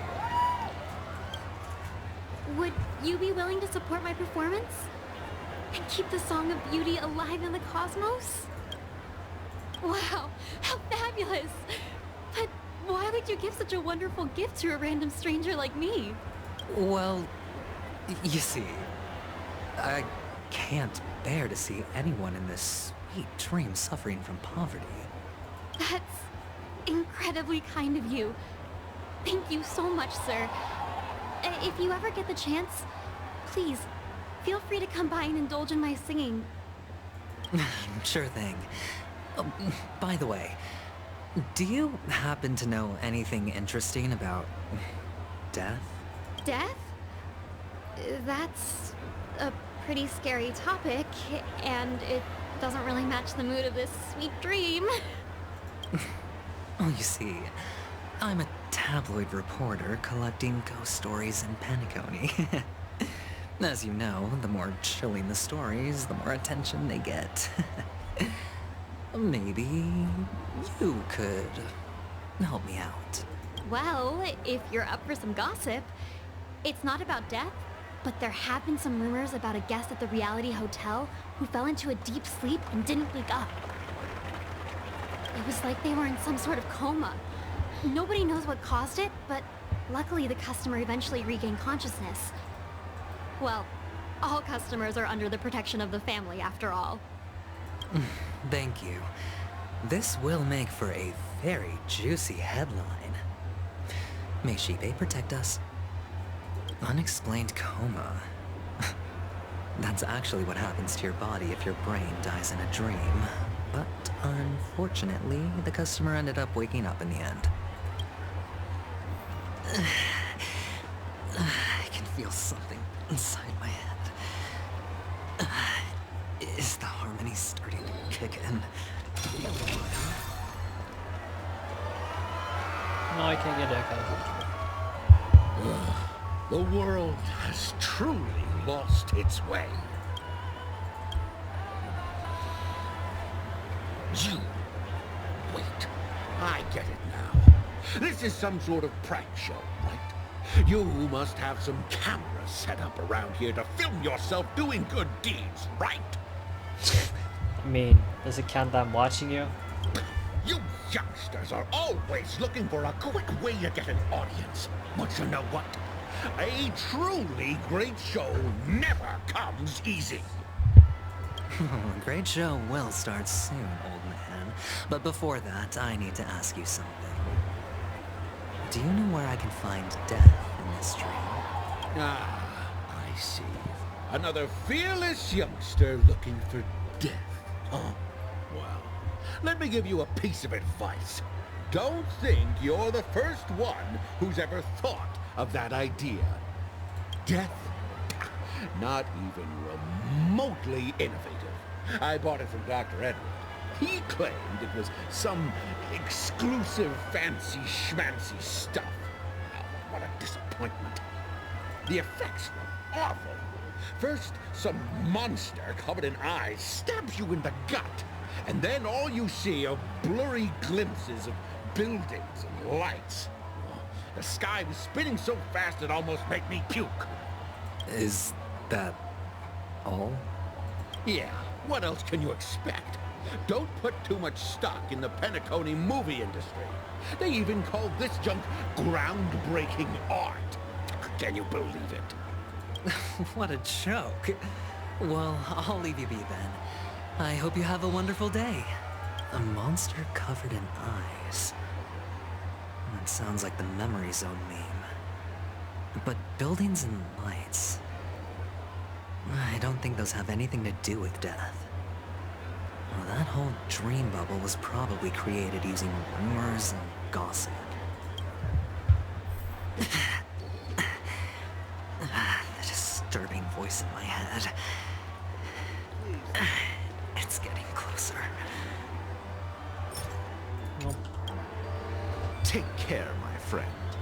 If you ever find yourself in danger, remember that the hounds are always ready to help. The expression on this hunk of man was complex, as if he was looking at a mud-soaked sparrow, unable to fly and hearing it. You don't look good, my friend. If you need assistance, I can contact the hotel and have them wake you up forcefully. That won't be necessary. I have some business to attend to. But thank you all the same. All right, then. If you ever need help, don't hesitate to reach out to us hounds. Well, actually, I do need a favor. As the most outstanding hound in Penacony, have you come across any stowaways recently? Stowaways? How could there be stowaways in Penacony? We've never had anything like that before. All right. Good luck with your work then. What was I even thinking? Family would never share intel with the IPC.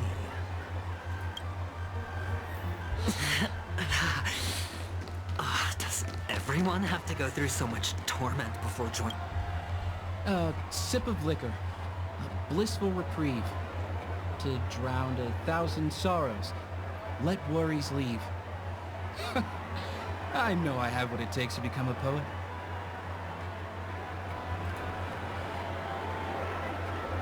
Oh? You're giving these gems to me?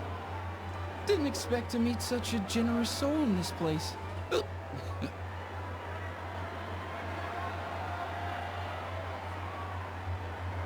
Or are you just pitying me? Well, it really doesn't matter. As long as I have Soul Glad, that's enough. This is just a dream after all.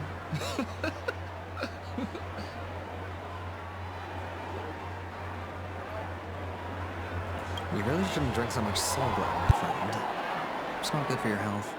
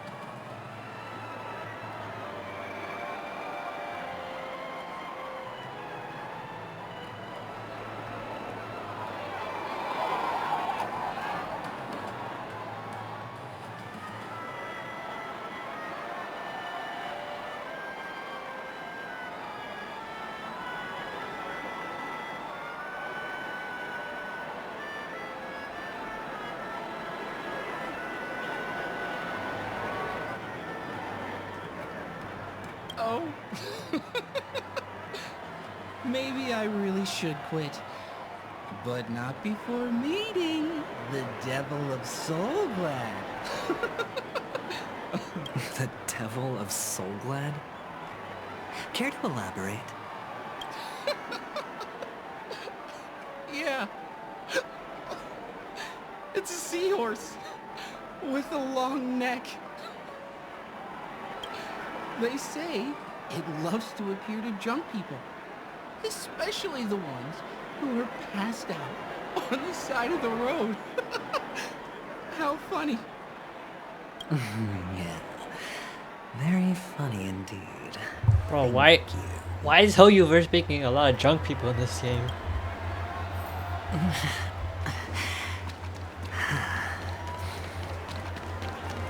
want to talk to this guy over here. Yeah, let me get these first. Is that it?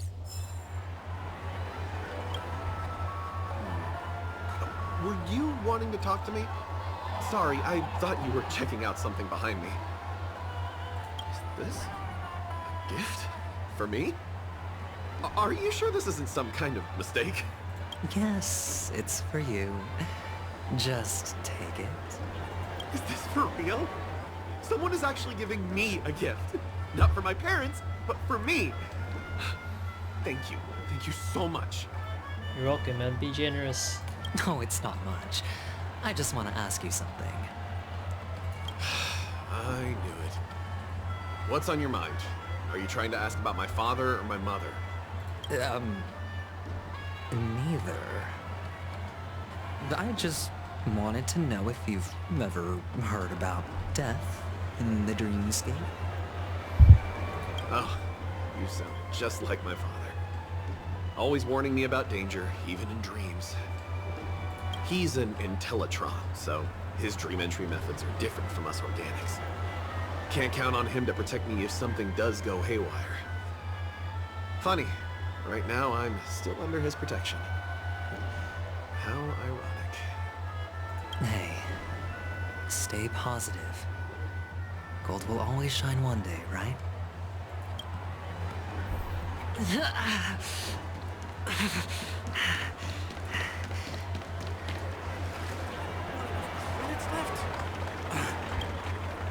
You want to talk to me? Sure, but nothing too sensitive, okay? Huh. Wealthy people have fancy ways to enjoy this dream. But to be honest, I've never seen anyone who gives out money to others like you. So, are you trying to be the prince from the tale, handing out his gold leaf garment and melting his lead heart in the fire? I'm flattered. I'm no prince, and I just thought these gems would help you speak. So, as an investigative reporter, maybe you've heard something about death? Ah, another curious soul. I see.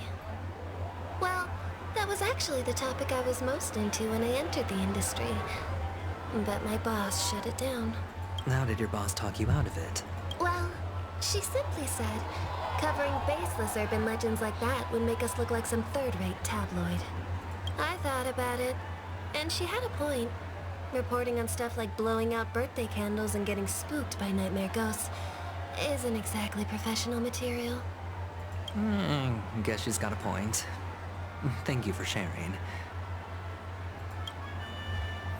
The Devil of Soulglad, Dangers in the Dream, and Nightmare Ghosts. Well, surely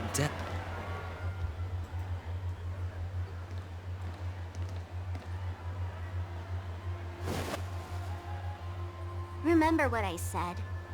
You Sigonians are better off hiding in the sewers.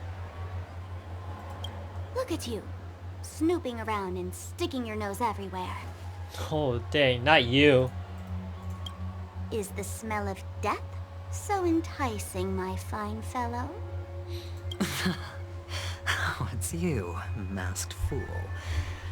I should have guessed it. You're the imposter who appeared on TV after Robin's death, right? I heard you got caught by the family.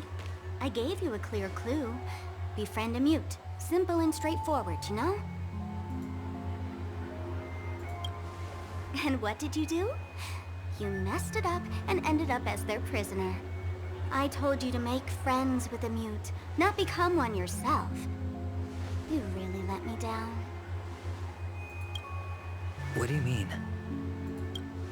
You know better than I do. Who watched the little songbird that couldn't sing perish right before their eyes? You did, Blondie. No, I mean... What did you mean by becoming one myself? Well, it means you'll soon end up like her, unable to speak ever again. But it's a good thing if you ask me, because... Because I'm getting closer to the truth, right? Oh? Why else do you think I'm handing out cheap trinkets all over the streets, fool? All part of the act. Fool's bait. The more pathetic I seem, the more likely you'll come sniffing around. So, now that I've drawn you out, will you reward me with an answer for my efforts? Why should I help you? Don't you want to see Penacony descend into... chaos? Well, I can make that happen. I just need an answer to one question. Back then, when you asked me to find a mute, did you really mean Robin?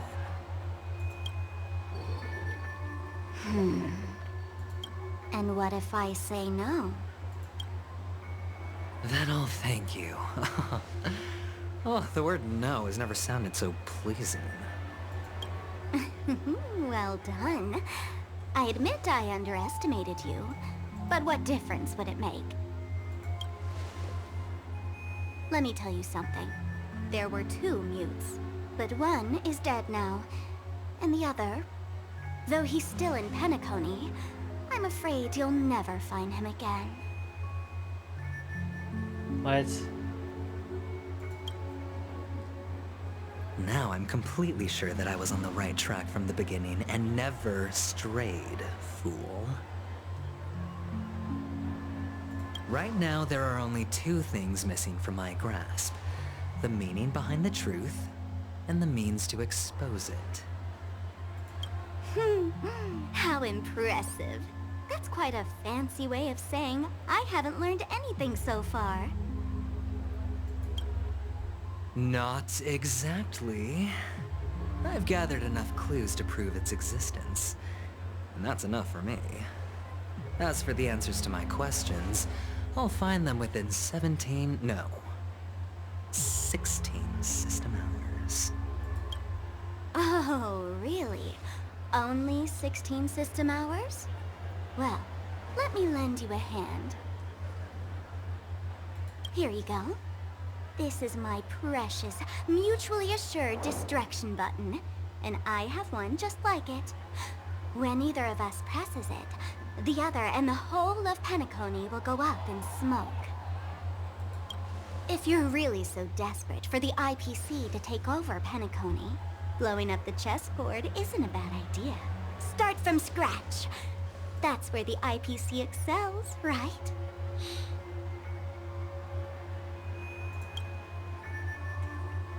Just press the button when you're at your wit's end.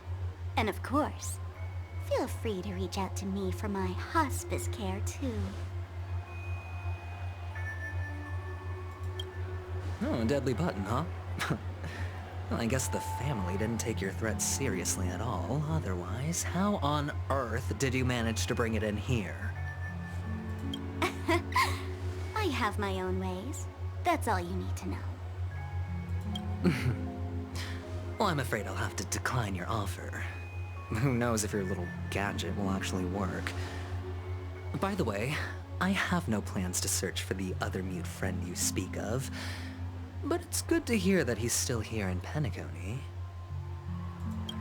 I'll handle the rest myself. I'll orchestrate a grand finale for the downfall of the family.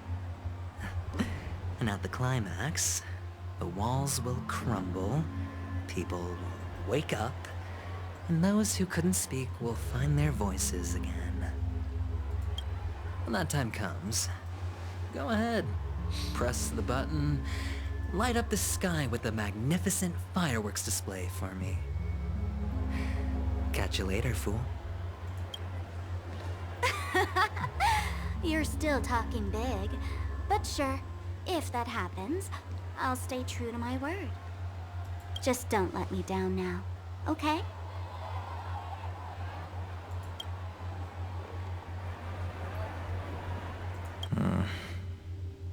Oh dang, that's him? So, number 35. You're back. Like your new lucky charm? Can a commodity code really be considered a lucky charm? Silence! I didn't give you permission to speak, you Sidonian hound. Bro, how many races are you gonna have this game, dude? Seriously? The guys in black didn't say much, so I've no idea what you did to save your skin in that massacre back in the day. But I figured you must have had good luck, so I bought you. From now on, you and your good luck are my assets. Are we clear? Your first task is simple. In addition to you, I've purchased 34 other slaves. Oh, okay, man. Let's go and play a game with them.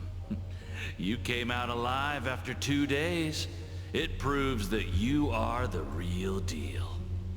You're insane. Testing out if you're a good product. Aren't you worried that the money you spent on me will go to waste?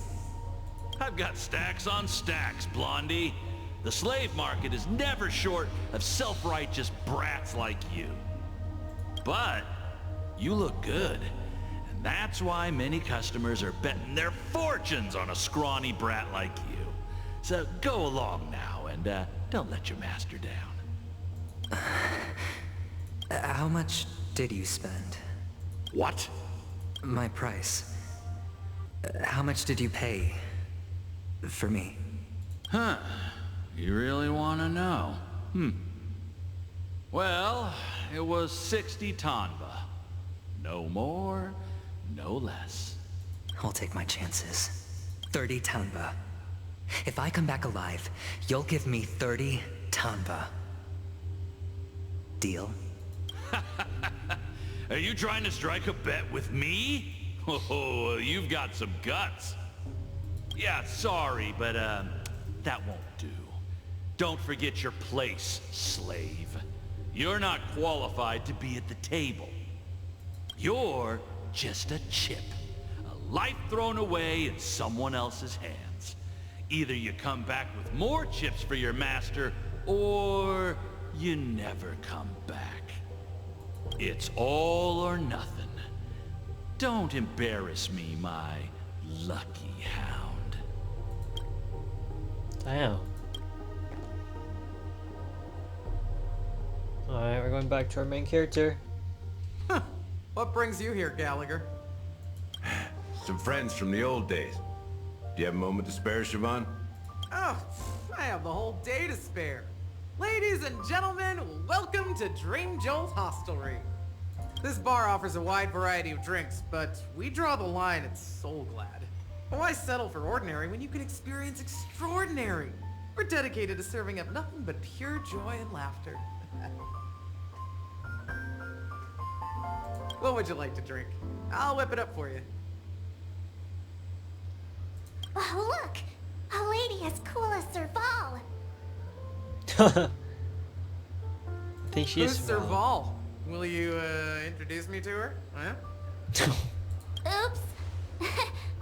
She's heard us. Just spare them, my esteemed bartender. I'll take over the bar today. I'm getting up there in age, and I need some practice before I forget the skills that used to put food on my table. Where did you stash the ingredients? They're all under the counter. Since our guests have traveled from afar, shouldn't you whip up some special drinks? That's exactly what I had in mind. Hey, my friends, do me a favor. Go around the bar and bring me any ingredients you fancy. The discussion might take quite some time, so I'll prepare some customized, non-alcoholic drinks for you. Please, I want something In the sweet. bar? But aren't all the ingredients right there on the counter? Why, we're in a dream, my lovely lady. You can help yourself to anything if you wish for it. Comfort, hunger, confusion, or even boredom. It's all within reach, right at your fingertips. Oh, did you hear that? She just called me my lovely lady. Okay. Even in reality, mixing drinks is more than just throwing ingredients together. A bartender needs to capture the bar's atmosphere, master technique, and spin a tale of mystery and anticipation. Only then can a perfect drink crafted with a customer's life story be created. In other words, what you get from your drink is down to luck, so don't overthink it. Indecisiveness has no place when it comes to enjoyment.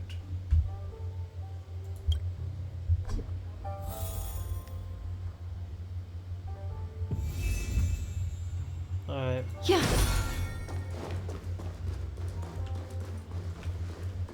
So how do I find these things? What? Oh. Check out this bottle. The liquid inside looks beautiful. And the label reads, Dream Syrup, thick. I don't see an expiration date, but the production date is half an amber era ago. What does that mean? Ugh, drinking this stuff can't lead to anything good. That's for sure. That's true. But this really doesn't seem fresh. Did you find the bottle of syrup I've been hoarding?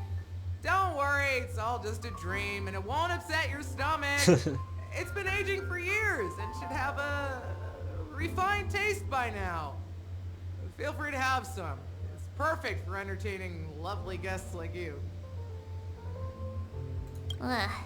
Then we'll keep it for now.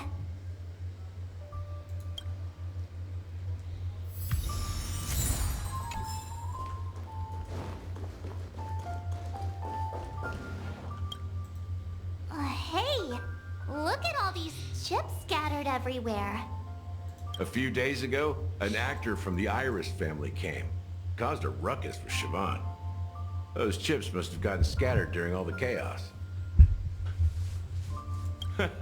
That's a clever metaphor. That being said, opening a bar in this place, filled with monsters, is quite a feat. Siobhan must have a lot of tricks up her sleeve, right? You'll have to ask her yourself to find out. But I have a feeling she won't budge unless you impress her with an incredible drink. That's quite a stash. Not sure if it's enough. Oh, what? Stay out of my way. I'm looking for Siobhan. Uh-huh? What's up?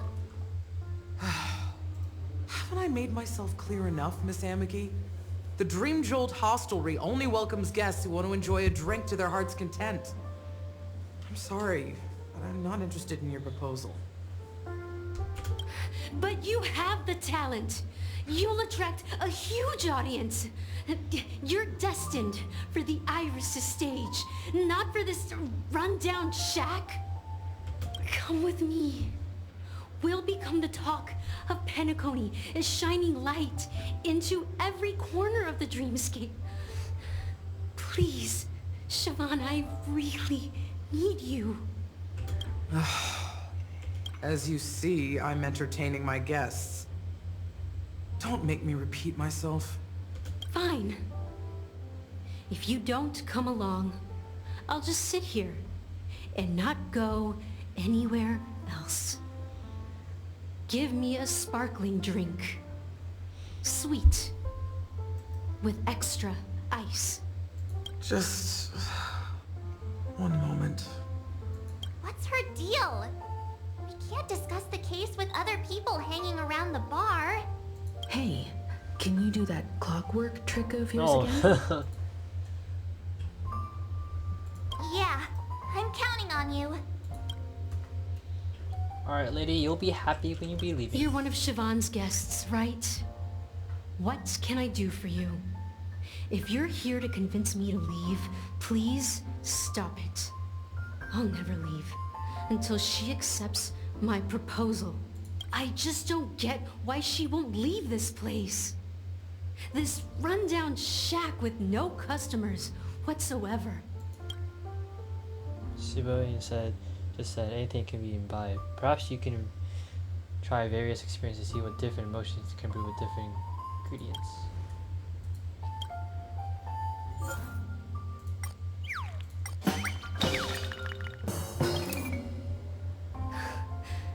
It's ridiculous, right? Our paths were never meant to cross, yet I'm still holding on to her. I'm too timid and shy, longing to shine but afraid of stepping into the spotlight. I need her guidance because I'll never be able to do anything alone. You don't know Siobhan's past, and you have no clue how radiant she used to be. Even among the talented Iris family, her skill was unmatched. I know she probably thinks I'm just trying to ride her fame to get ahead. But all I want is for her to reclaim her place. You feel next of bitterness between us that pervades the air. Next moment that emotion turns into a good flame in your goblet. She's still not leaving. Maybe I'll have to try again. I just don't get... Okay. Alright, you're gonna be happy now. I've seen it. The moment the crowd is going wild, applause crashing like waves, the aroma of irises fills the air. A beautiful melody playing, ribbons dancing around us, and the taste is sweeter than honey. I've seen that scene countless times in my dreams, and every time it mesmerizes me. That's why I have to bring her back to that world, no matter what it takes. Want to raise a glass, my attentive listener? Let's consider it a toast to my far-fetched dream. And Mickey poured Pika white grape soda into your glass. Okay. She's still not leaving. Yeah, no. I just don't get... Alright, let's see what's gonna happen here. Those darn Iris jerks! They're the ones who forced Siobhan into hiding here, running this pesky bar. It's all their dirty scheming. I get it now. She's not leaving because she doesn't want to run into them again. I can help clear the way for her. I can do her a favor. I'll go back and write a letter to the Dream Master exposing the crimes committed by the Iris family. Siobhan will definitely appreciate it. So you're gonna leave, okay. Well, talking to you has got me feeling a bit down. My thoughts are swirling, making my mind clear, and bringing tears to my eyes.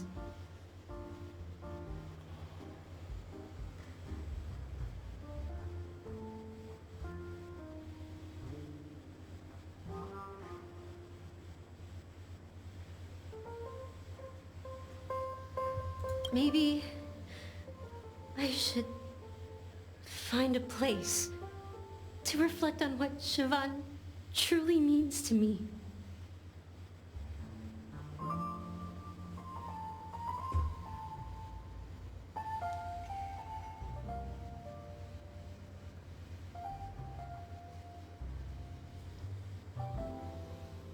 Here's the payment for the drinks. Please, pass it on to her. I'm leaving now. Amaki has left? That's good for her. Radiant dreams may be enticing, but they're nothing more than dreams. Her drink is on the house. Please keep the money. When you're ready, go to Gallagher. I can tell he's itching to show off his skills. That being said, mixing a drink is way simpler than you'd imagine. Just pick your favorite ingredients, toss them in a glass, mix it up, and it's done. So, go ahead. Explore the bar and bring me any ingredients you prefer. Nice work. Let me take a look. You found some interesting ingredients there. Now, take your pick. Each drink has its own unique flavor, and the base ingredient sets the tone for the initial taste and the lingering aftertaste. So, which one would you like to use as the base?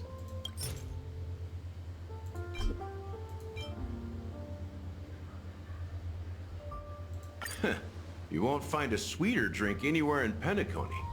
And that's what today's dream seekers crave. Now that you've chosen the base, it's time to pick the adjunct. The ingredient that'll create a marvelous chemical reaction with the base. It should give an unforgettable taste without overpowering the main tone. So, what's your choice for the adjunct?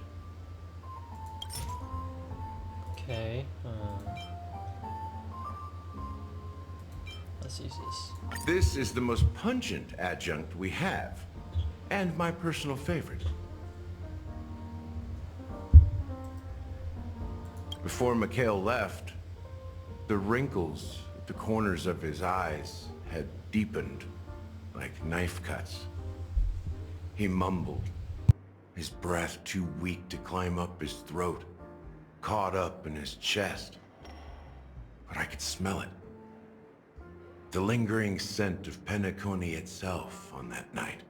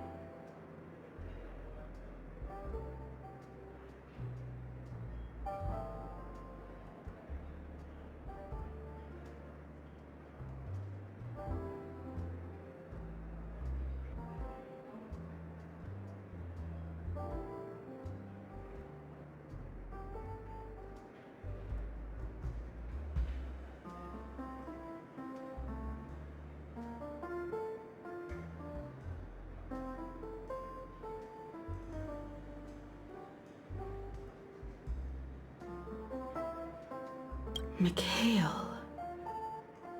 Almost there. Let's pick a decoration. Which style do you prefer? Anything you need, I've got it.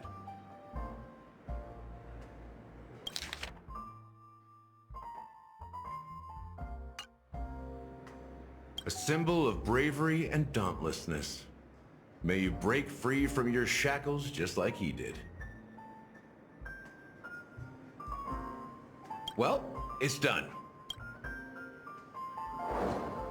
Here's to you, sober one, with this glass of a dream within a dream. To our forebears who dug their own grave. Well done, Gallagher. You're not over the hill yet. So are you satisfied? Oh, the flavors! They're way more sophisticated than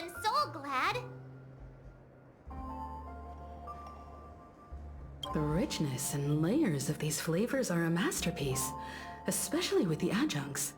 I can taste the spicy and sour notes with a hint of sweetness. I'm not entirely sure what it all means. Maybe Mr. Gallagher can shed some light on it.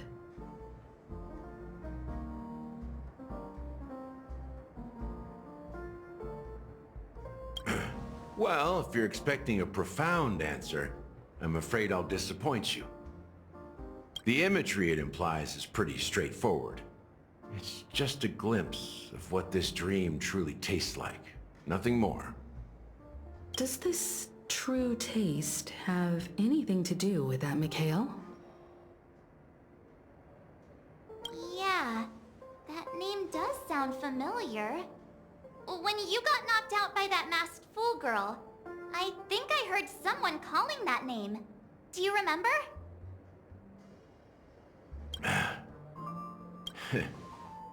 I was right about you. You guys seem to know quite a bit. And now there's no reason to hide anything from you anymore. Let's dig deeper into the case. And of course, I'll tell you a story about Mikhail. Alright, let's start with what we know based on the clues the family has. It seems that Firefly isn't a local or an invited guest. In other words, she's a stowaway. She managed to fool me at first. My age must be getting the best of me.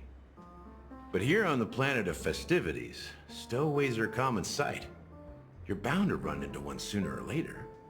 After the incident, the hounds wasted no time searching for that girl in both the dreamscape and reality. But here's the thing. We only received bad news, and the trickiest kind at that. She simply vanished, leaving no trace in the dreamscape or reality, as if she had never come to Penacony at all. No way. Huh? Does that mean...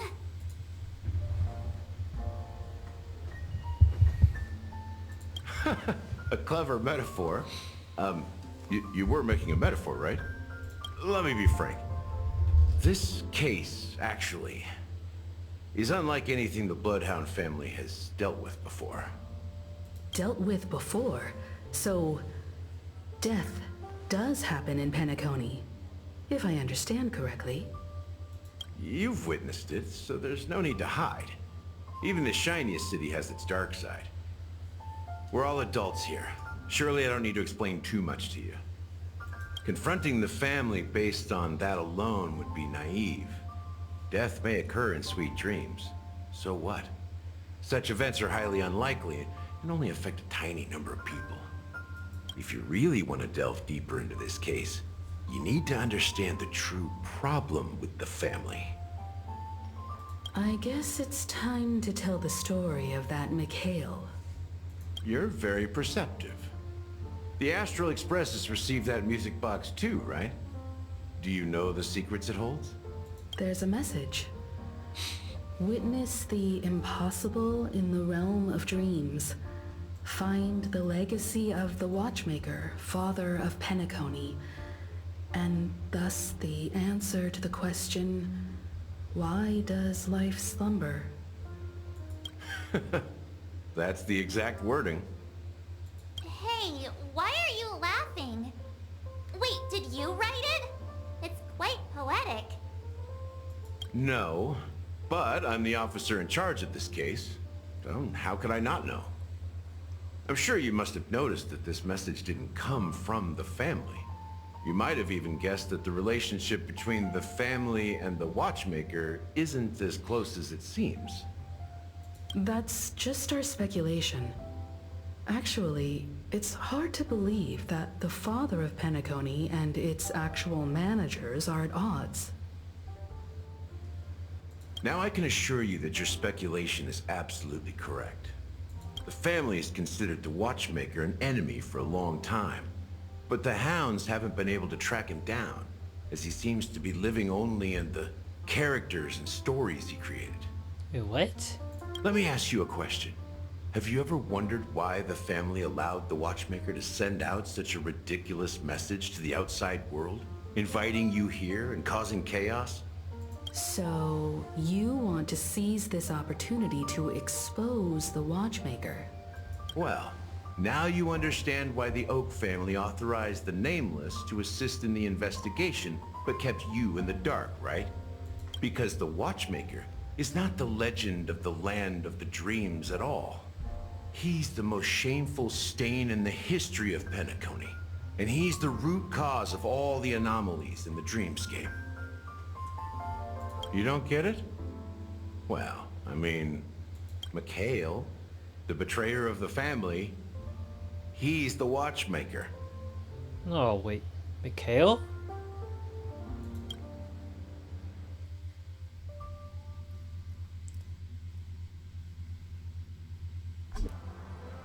So, what, is he in Astro Express too, or no? I'm confused. Here we are. Clock Studios theme park. The most popular entertainment center in Penacony. Wait, aren't we supposed to be discussing the Watchmaker? I would have expected you to take us to maybe a library or an archive room of sorts. But an amusement park?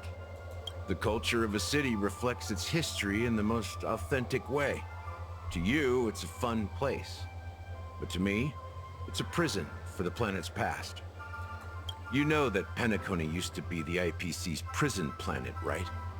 All the prisoners were brought here, helping the Garden of Recollection salvage the leaking memoria from the macro void. The prolonged exposure to high concentrations of memoria caused a unique phenomenon. The dreams of countless prisoners intersected and overlapped, and people started meeting each other in their dreams, living lives that were almost identical to reality. But everything has a price, and sweet dreams are no exception. In the end, the dream world was unable to alleviate the suffering of prisoners in reality. One of the prisoners broke free from the IPC's shackles and fought for freedom. He is Hanu, the great leader of Dreamville, the great peacemaker, and the faithful companion of the underdogs.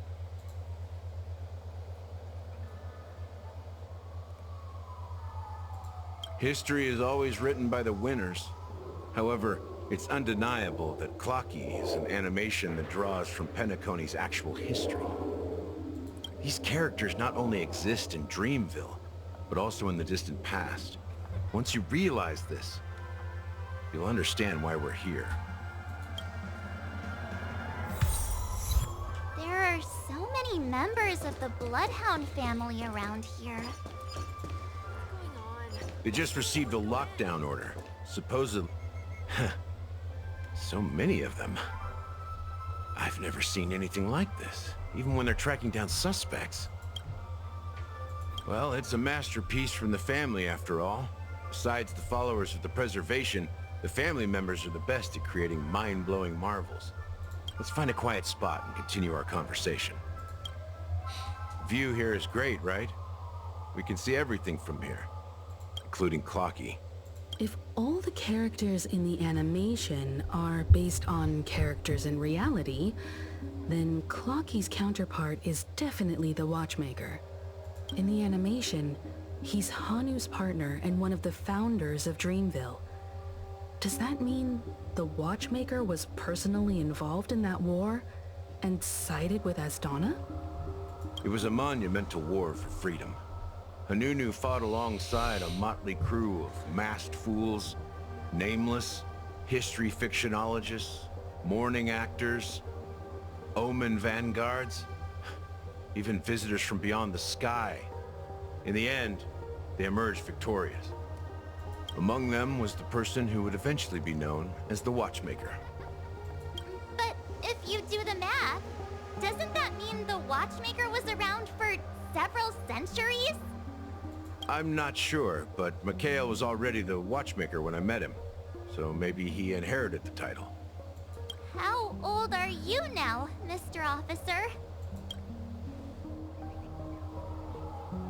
I'm 13. Huh? You're 13. No way. Not even close. Hanunu freed the frontier prison, but peace still eluded him. With limited resources, threats from the outside world, and internal conflicts between major prison districts, the future of Osdana was uncertain. It wasn't until the Watchmaker approached the family with the idea of turning the prison into the planet of festivities that Penacony finally gained its name and glory.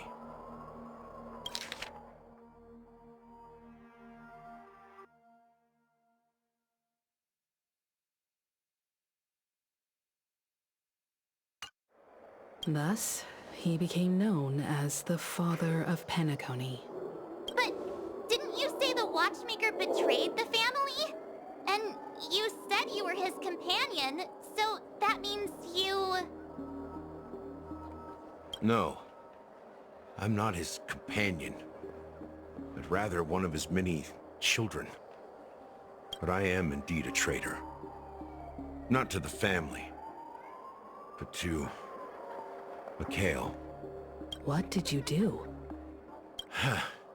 I did nothing. And that's the worst betrayal of all. Just like you, I had close companions. We dedicated ourselves to Penacony. But the Oak family, they set us up. Mikhail was too old to protect his children anymore. So we left the family to find our own path. We were branded traitors of the Harmony, even though the true traitors were someone else. While they continue to praise the Watchmaker's name in the world, behind closed doors, they condemn him on a pillar of shame. Dang, so they're just using their name. They're just using his name as a to increase their reputation. Nevertheless, we wanted to clear his name. We intended to find the real traitor, the one responsible for all this, and restore harmony to Penacony. But we failed. Too much time had passed, and the land of the dreams had become deeply corrupted. After countless fruitless pursuits, I gave up. Like a lost dog. The family accepted me and made me an officer, supposedly as a form of forgiveness. But it was actually a punishment. Since then, I've been completely cut off from my partners and my past. As for Mikhail, I heard he died in obscurity, in a place where no one could find him. That's when I realized that the Penacony I once knew would never return. We're truly sorry for what happened. But this is not the end of the story, right? Apparently, someone has inherited the title of the Watchmaker and has been secretly working against the family all this time. Okay, so wannabe. Unfortunately, after all these years, I have no idea who that person is, or if they're even real. Or just Mikhail's lost soul haunting the dreams. So, do you understand why I'm spilling all this info? Because I believe the girl's death must be connected to the Watchmaker's legacy. And at the end of all these mysteries, we will find the answers we are seeking. If it really is Mikhail's ghost, I want to meet him. If only for the last time. For those who despise me could form a line from here all the way to the entrance of the hotel. But those willing to look me in the eye and hear me out? Let's just say, there won't be many. I've told you all I know is a sign of gratitude. Thank you for listening to this old dog. Bark and all. Something just happened at the theme park. Now if you'll excuse me, good luck to all of you. How ironic. What's so different between the stowaways rejected by Penacony today and the Dream Seekers once hailed as pioneers several Amber eras ago? Gallagher does have a troubled past, it seems. While Firefly's whereabouts remain a mystery, his stories shed light on our suspicions about the true identity of the Watchmaker, his connection to the family, and the power struggles hidden behind sweet dreams and death.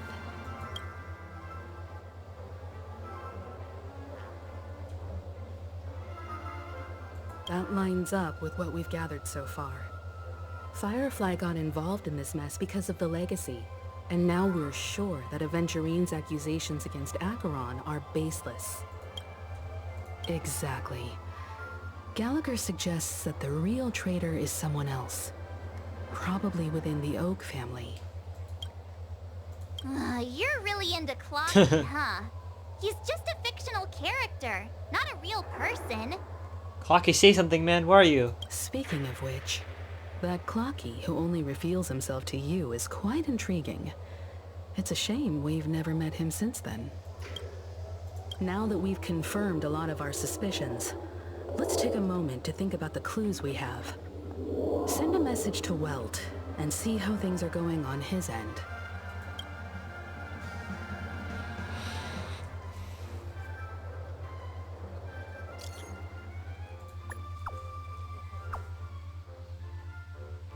How's the progress going on your end?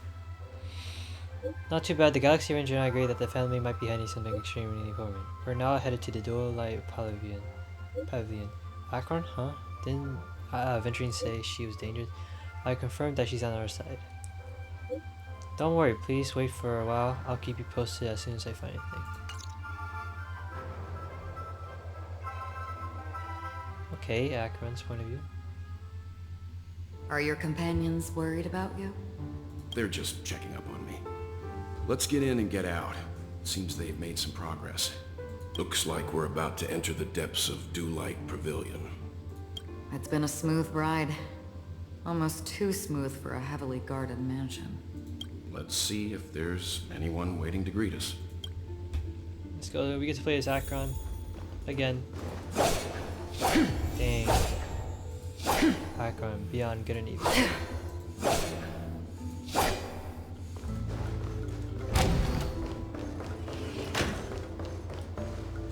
Something feels off. A grand mansion like this and not a butler or servant in sight. Could it be due to the disruption caused by the emergency? Well, this door is open. Looks like we'll have to investigate ourselves. Let's proceed with caution. Just one moment. Acheron draws her blade slightly. With the moment her breath became inscrutable. Light. I've made myself less noticeable. The crew can explain their presence as authorized by the family, but I can't come up with any excuses for being here. I see. What an interesting technique. During exploration, using the Acheron's technique to attack normal enemies once to defeat them without entering combat. While not hitting enemies, no technique are considered. Hold on, I gotta fill this up. Boom. Stream 4. Oh shoot. The model in the sand pit. It's the golden hour. The footprints here are different from the rest. There are two sets Boom. of... Bam. Looks like outside here not long Yeah, ago. don't mess with me. This is so fun. Too bad I'm not saving for her. Or getting her.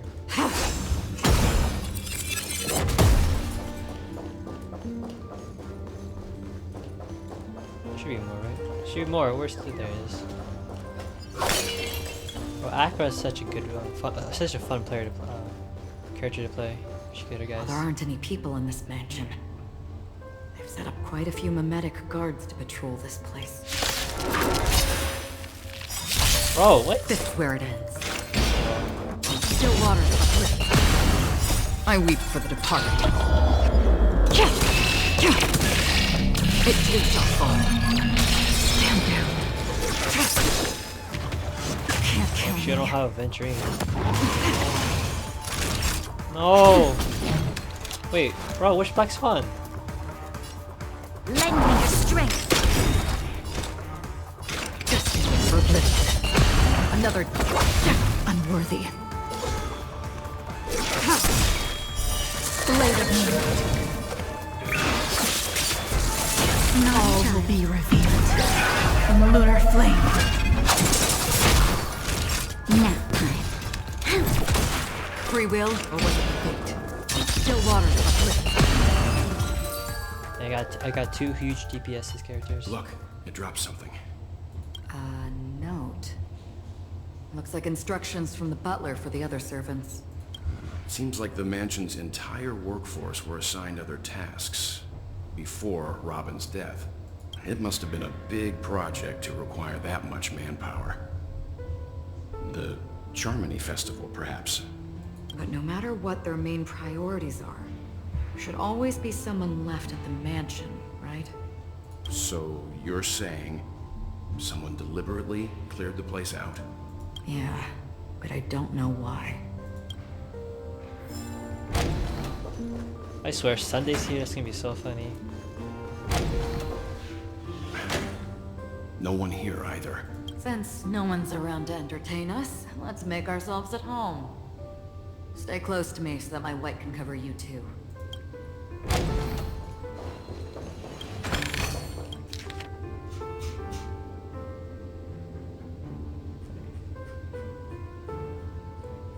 Okay, dear brother, how are you doing these days? I had intended to visit you at 2 Light Pavilion as soon as possible upon my return.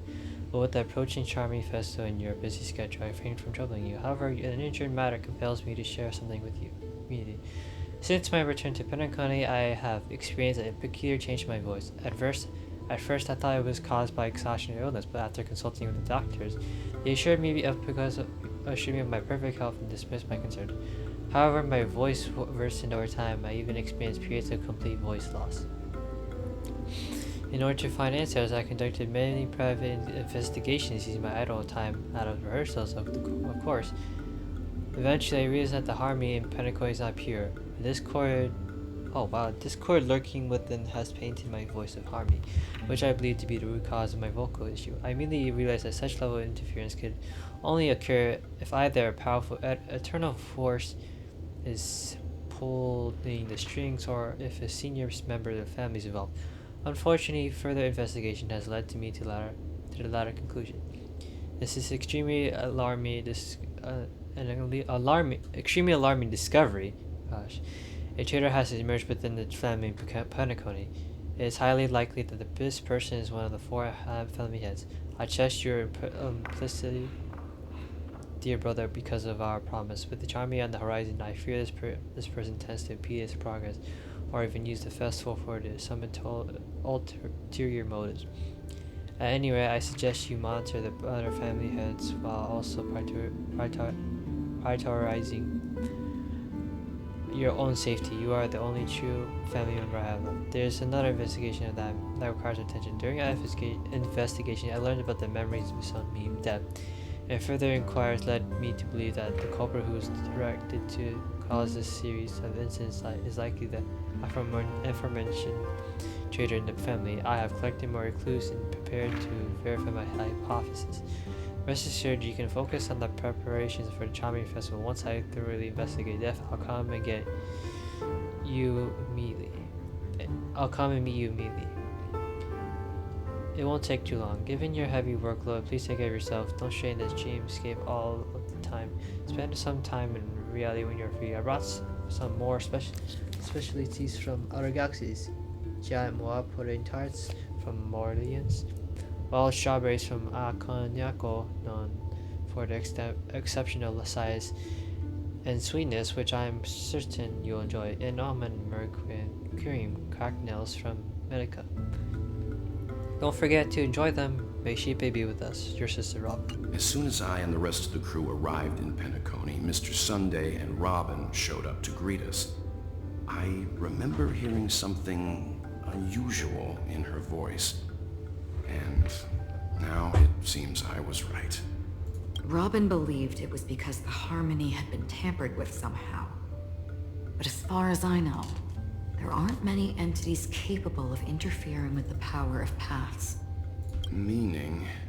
If there really is a traitor within the family, that person must hold a high position or possess unimaginable strength. That would explain why Mr. Sunday has been having such difficulty in catching the traitor. I'm not reading anything else, man. Just skimming through, I'm sorry. The information about Robin, Firefly, and the other victims. I don't see any commonalities among them.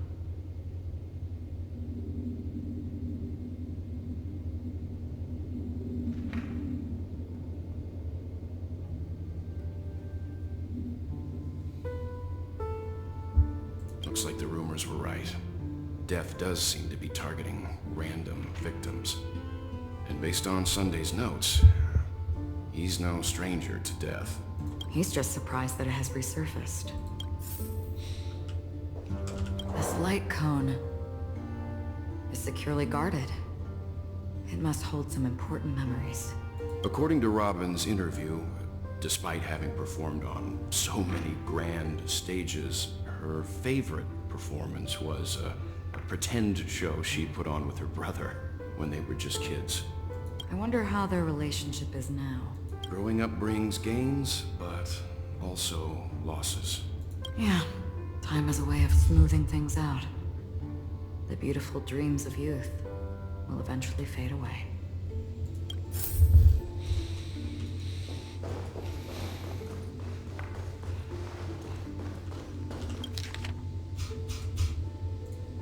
Mr. Sunday has done some serious research on his suspects. This traitor must have been causing trouble for the family for a long time. They all seem to be insiders, but I haven't met any of them. Huh?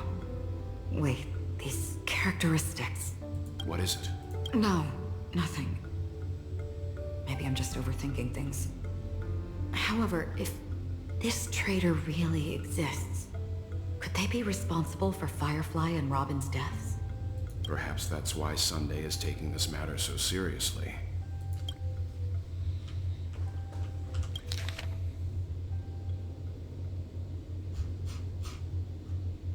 It seems neither the Dream Master of Penacony nor this old Odie is happy with Sunday's recent performance. They don't seem to care much about death. Instead, they're more concerned about the Charmony Festival and the Watchmaker. Maybe the other family heads don't think death is a big deal. One thing's for sure. There's a lot of internal conflict within the family, and everybody has their own agenda. That's all for now. Nothing more noteworthy. Before coming here, I had all sorts of scenarios in my head about dealing with the family. I did not expect an empty mansion. Watch out. Someone's approaching. I don't think trespassing on forbidden areas is the way to be a guest, Mr. Yang. And Acheron? The Galaxy Ranger? Our apologies, Mr. Sunday. Nobody came to greet us, so we entered without permission. But even if there's no one to greet you, you should wait for the host. Don't you agree? Even without the famous Galaxy Ranger. As far as I know, the crew has officially accepted the family's commission, so coming here will be unnecessary for you. On the contrary, that's exactly why we're here, to ask you about the case and gather more information. We don't want any loose ends. Well, since you've come with goodwill, I have no reason to show you the door. Rest assured, he hasn't figured out that we went through those documents. While the truth remains a mystery, I'm getting close to it. I assure you that the traitor will soon pay the price. Let's hope justice will prevail soon. I have a question for you, if you don't mind. How did the family come to the conclusion that the murderer was within the family? With all due respect, it's in the IPC's interest to wreak havoc before the Charmony Festival, and the family has every reason to suspect the IPC's involvement. Well, other family heads share the same suspicions as you, but in my opinion, the true murderer would never have drawn as much attention as that ambassador did. Not to mention, I personally shackled him a while ago. However, I'll give you a suggestion regarding your suspicions, Mr. Yang. You should be more cautious of Aventurine.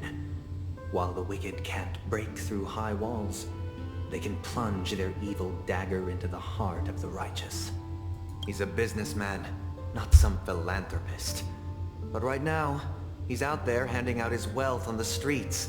And he went to the Clock Studios theme park all by himself. Who knows what kind of scheme he's cooking up? While the family is dedicated to keeping our guests safe, it might be wise for you to stay alert. You never know what unexpected troubles could arise. Okay, again. There's a lot been going on with switching. That's cool though.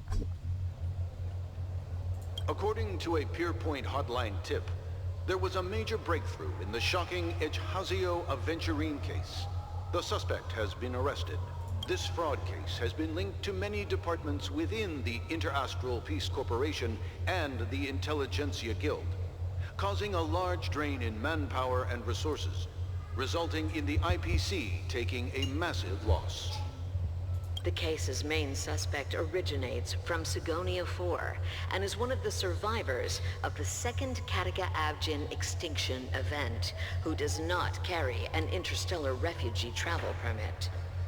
As per Strategic Investment Department Head Diamond's sentiments, the IPC has appropriately relocated the suspect in the spirit of the Charter and will continue to conduct further investigations as to the motive of the suspect. Yo. What pretty eyes. Tell me, do they shine in the dark? Jade, okay? Well, if they did, I'd sell them in a heartbeat. You don't know how many people long for your eyes to be closed forever. As a servant, you should not resist your master. Yet, you went and killed that man anyway. No lawyer has the audacity to defend you. Perhaps you ought to represent yourself. Not difficult, but definitely pointless. Dang, look at her. You're pretty confident on your eloquence. Did you also think that when you lied to the Intelligentsia Guild? Ask and you shall receive. You wanted the perfect construction material. All I did was offer a possibility. It was just a small wager. If your luck holds out, the IPC will dig something up from the golden sands of Ejhazio. Maybe even the Sand King's remains. Pity your luck has run out. I'll admit that. What I'm more curious about, though, is why such a grand scheme failed to benefit anyone in the end, including the perpetrator himself. Madam, I already have what I want. To be brought before you for the next high-stakes gamble. Then let's talk about the second gamble. Tell me, what are you prepared to wager this time? My life. I bet you won't send me to the gallows. Okay. What do you want, then? I want your Lenore to meet with me. I have something to say. And then what? I want cash. It can't be that simple, can it? It is that simple. 30 tanbas. The remainder of my market value. 30 tanbas. No more, no less. That's it? Dang. With this money, I'll climb to even greater heights than you. Grasp even more riches than you. I wager you won't give me this chance.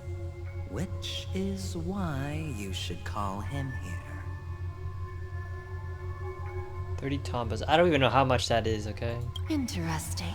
A pity Diamond won't see you. No one gets to see him. From here on out, I am Diamond's representative, and I will decide on his behalf. You're wrong. 30 tombas. He'll give you that. And much more than that. Wealth, status, power. The IPC will give you whatever you want, even what you don't want. Kakavasha.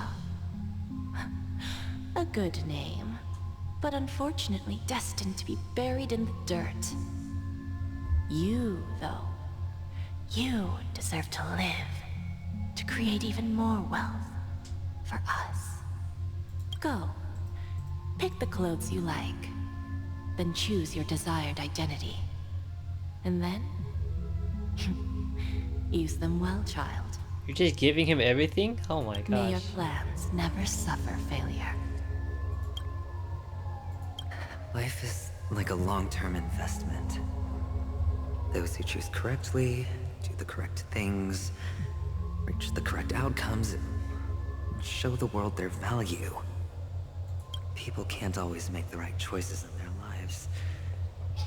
But luck has always been on my side. I've never lost. Is it because Gaiathra blesses me? If that's the case, she must also be looking upon me right now.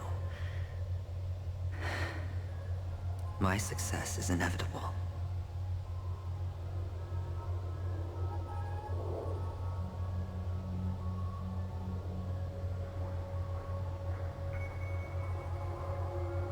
But what then?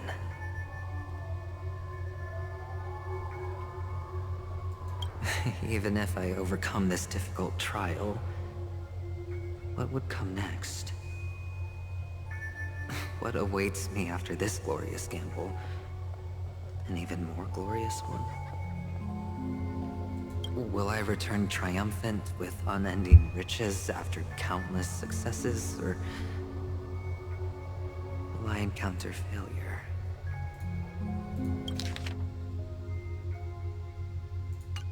Never to return. I'm pretty sure you already have some ideas, lowly gambler.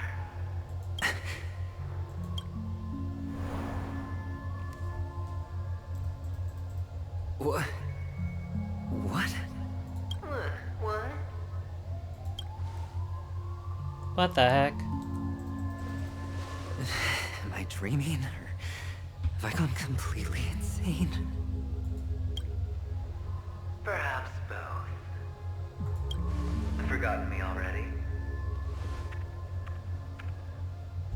When you were strapped to that electric chair by a mannequin warlords, who was it that gave you the idea?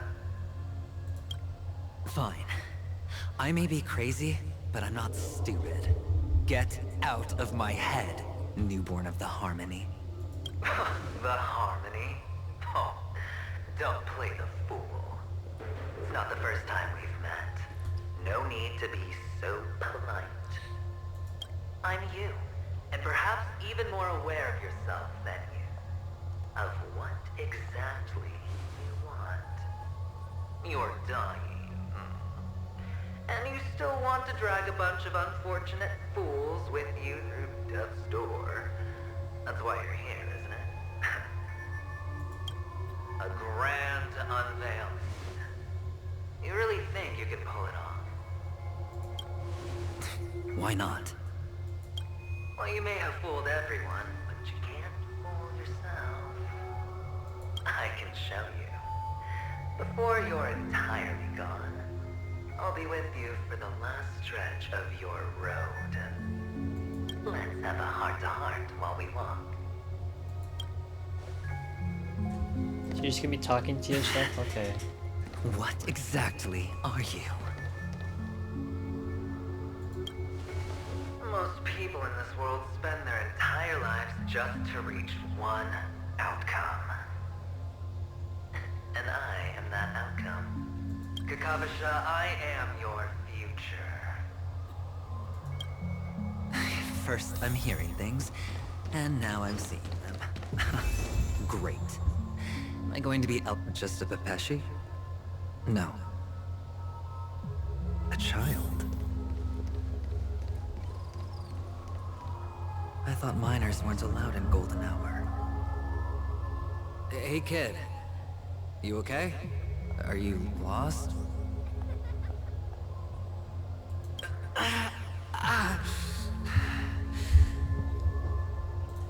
What's wrong, mister? Oh you don't my. look well.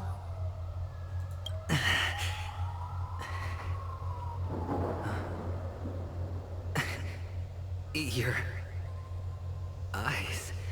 Well, they had light in them compared to you now. Impossible. Who are you? They're pretty, aren't they? Sis said they're a gift from Mama Funga. Colorful eyes are said to bring good luck. Mister, you have pretty eyes too. Beautiful. Are you alone? Where are your parents?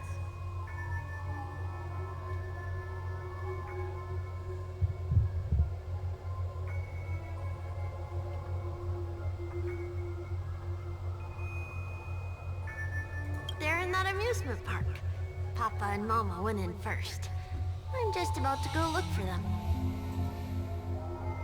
I have to go. Goodbye, mister. Hope you have a good time, too. Those eyes.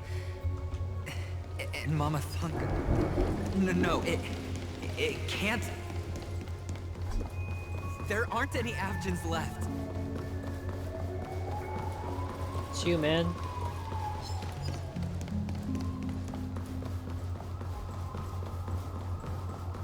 Papa, Mama, wait for me.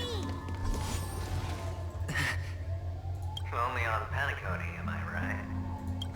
What are you still doing here? Well, you've known all along. The family truly showed leniency to everyone who came seeking help. Why would there be a need for such high walls and deep moats? However, people don't see it like that. Especially since the flavor of the dream served is so alluring. You will receive no charity on Penacony. And relying on your own strength alone to topple high walls? Not a likely fate.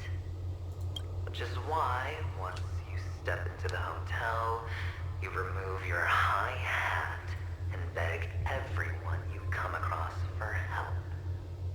Like a hyena scavenging for scraps in the desert. Because you know that opportunities are fleeting. Well, when you put it like that, even Ratio's a teeny peacock analogy sounds pleasant.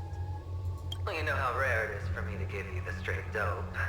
So listen while you can. It's good timing that you mentioned the doctor. I'm especially fond of what you and he have in common. The conspiracies, calculations. Especially the part about the finale, a magnificent act of betrayal. Oh, when everyone thinks this way, who would even suspect that it was another trap you've meticulously devised?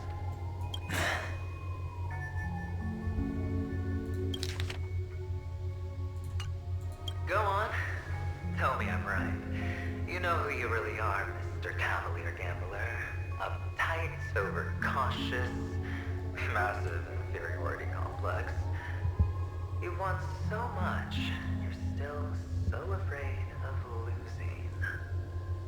They only see your big bets, your bravado, the full house, the straight flush. They don't know the other hand is below the table, clutching your chips for dear life.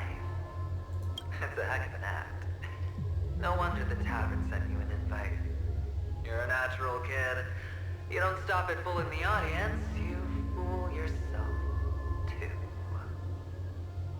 Well, the best way to prevent others from seeing your true colors is first being able to fool yourself. Of course. I know you all too well. But it's strange. Why did you decline that invitation? You had the chance to embrace elation, and was that not what you most wanted? But you chose the IPC instead. For the preservation?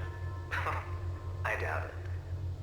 Do you even have anything in common with the preservation? Oh, I thought you knew. Didn't you say you had me pegged? We're done. Either stop talking or disappear from my sight. That's fine.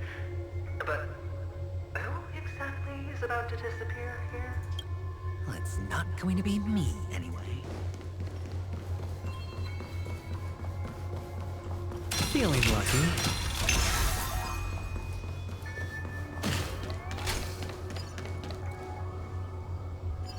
Ah, playing hide and seek. I'm really good at this.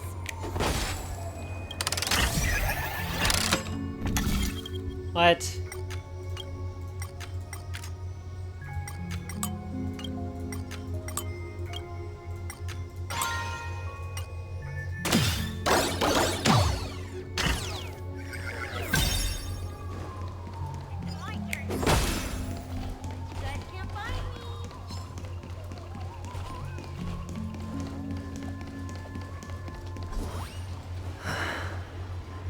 Hide and seek. What sweet childhood memories. When Mama said goodbye that day, how many catechins were like jackals hot on your heels? I know you won't forget that sound anytime soon. Those shrill cackles. You had to hide right under the noses of those savages. You and Big Sis, playing dead, drifting in all that bloody water. Completely ruined that shirt. Shame. Wasn't that the last one Dad left behind? It wasn't ruined. I've always kept it.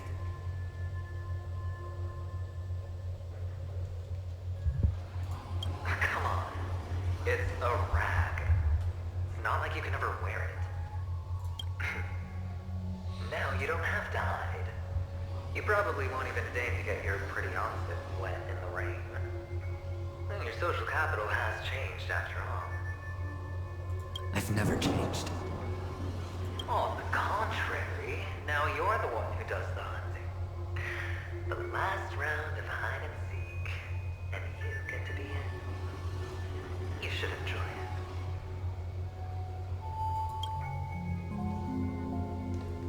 That child. Could he be in here?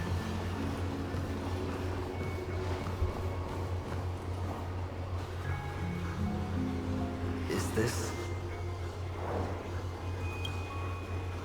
Huh? a topaz? What is this doing here?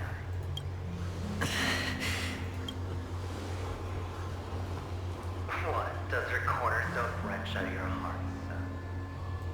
I was merely curious at why it was here. Oh, why is it just left around? Maybe that winged guy put it here. To taunt you. Just to make you realize that your painstakingly arranged magic show is nothing but a death rattle. The cornerstone's hue is the same as the radiance of Clipant's body. I've got to give it to you. I've heard a lot of baloney, but that line deserves a prize for sheer nerve. If you were just a little bit smarter, the jig would have been up right there. This is just bait. Of course. That's why Ratio's betrayal was one of the keys to your plan. I have to say, that doctor's acting was superb. Oh, those were fakes? Or maybe he wasn't acting at all. All the better for you. Oh, those were dupes. Oh, dang. Sunday didn't become head of the Oak family by acting sloppy. He's obsessed with control. You have to give him enough detail to satisfy his meticulous nature, but not so much that he gets suspicious.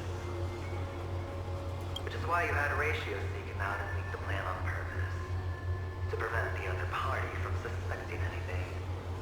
The intel you gave to Ratio was all true. He spoke the same to Sunday. Finally, Sunday took the bait, found me at the cornerstone, and before you know it, everyone's distracted enough for you to steal the third stone right out from under them. The third stone? Why don't you stop rummaging through my mind? Your mind. It's our mind.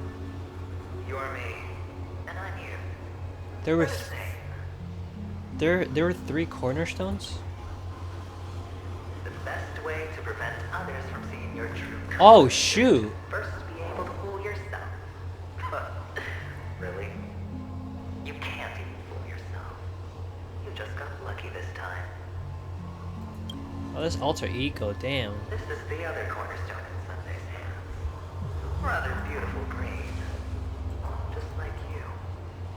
Smooth. Cunning. Tell me, what's its name? Why are you even asking me? Must I do all the work? Aventurine is the stone of luck and trickery. That's what you said when you received the stone, wasn't it? This type of stone isn't rare, but its hue is very similar to a certain gem. In fact, it's often used as a substitute. And that more precious gem is... Jade. Oh shoot. Even Sunday can't tell the difference.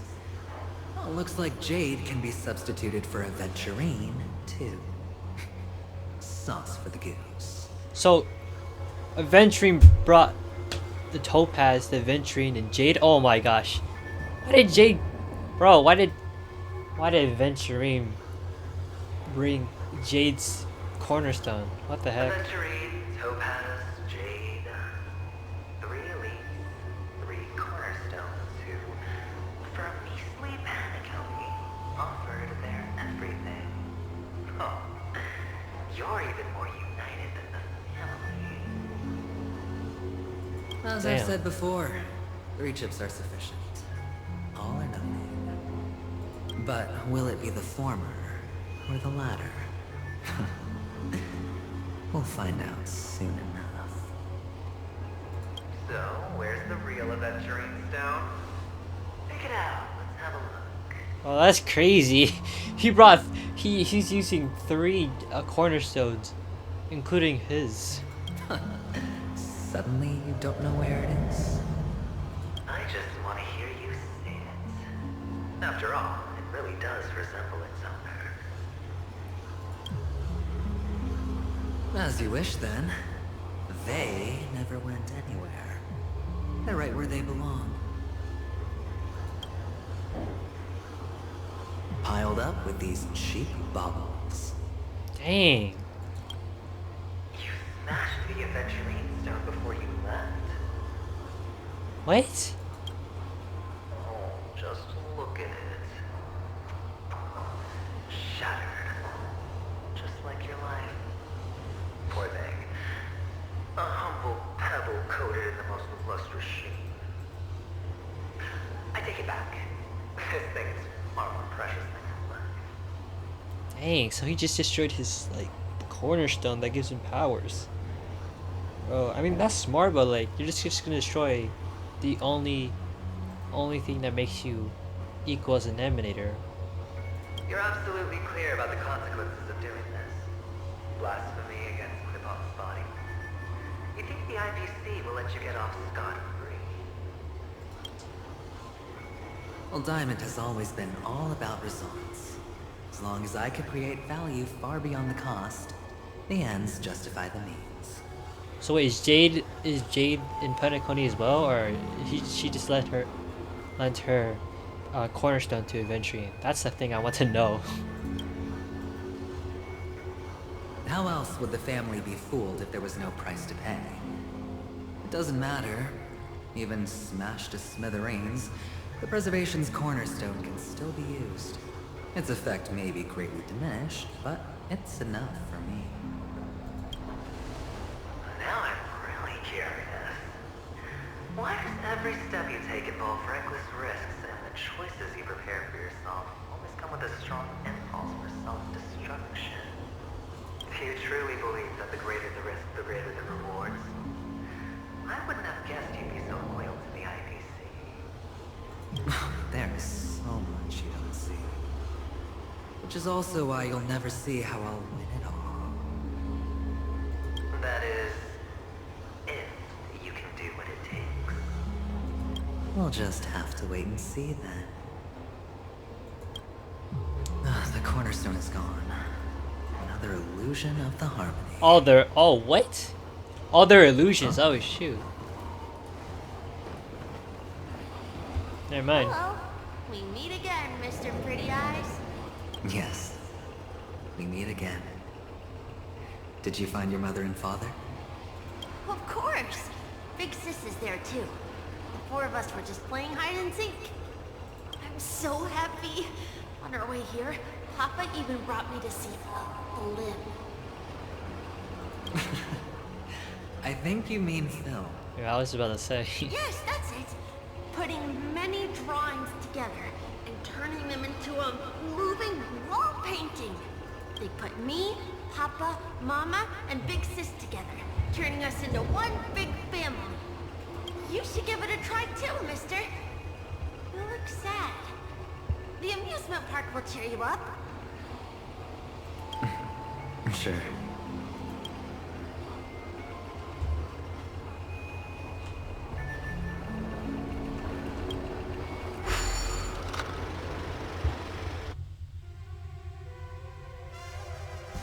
Oh, we're supposed to play? Okay.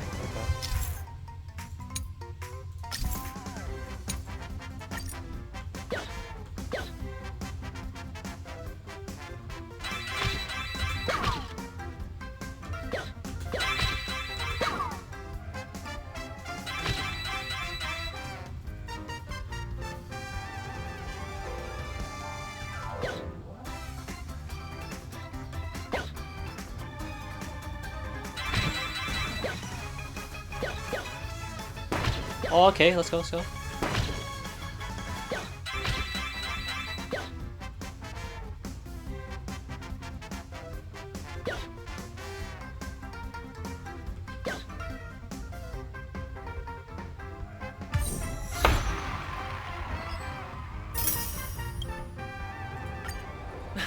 How's that?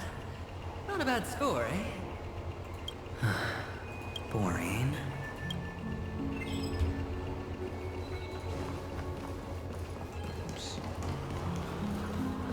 Oh, let me get that. Wait. Oh. Villain bird. Okay.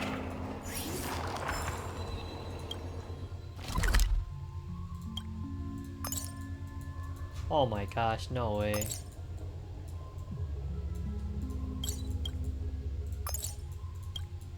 Oh my gosh. Alright.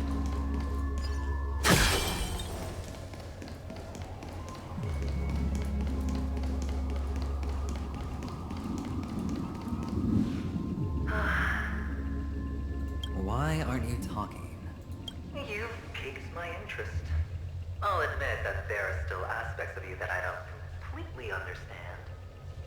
Well, you sound sincere this time, at least. Well, sincerity is one of my traits that everybody likes. And I have precious few of those. Moving on. See that maze over there? I'll know everything about you before you reach the exit. Our quaint journey through this amusement park still isn't over. And I wouldn't mind stretching this out at all.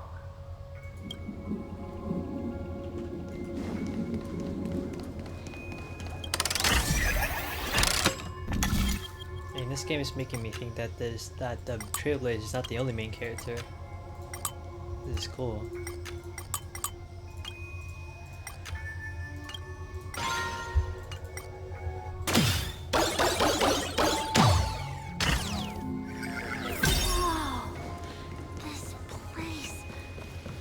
So tall. There are so many flowers here. Big Sis, this one's for you.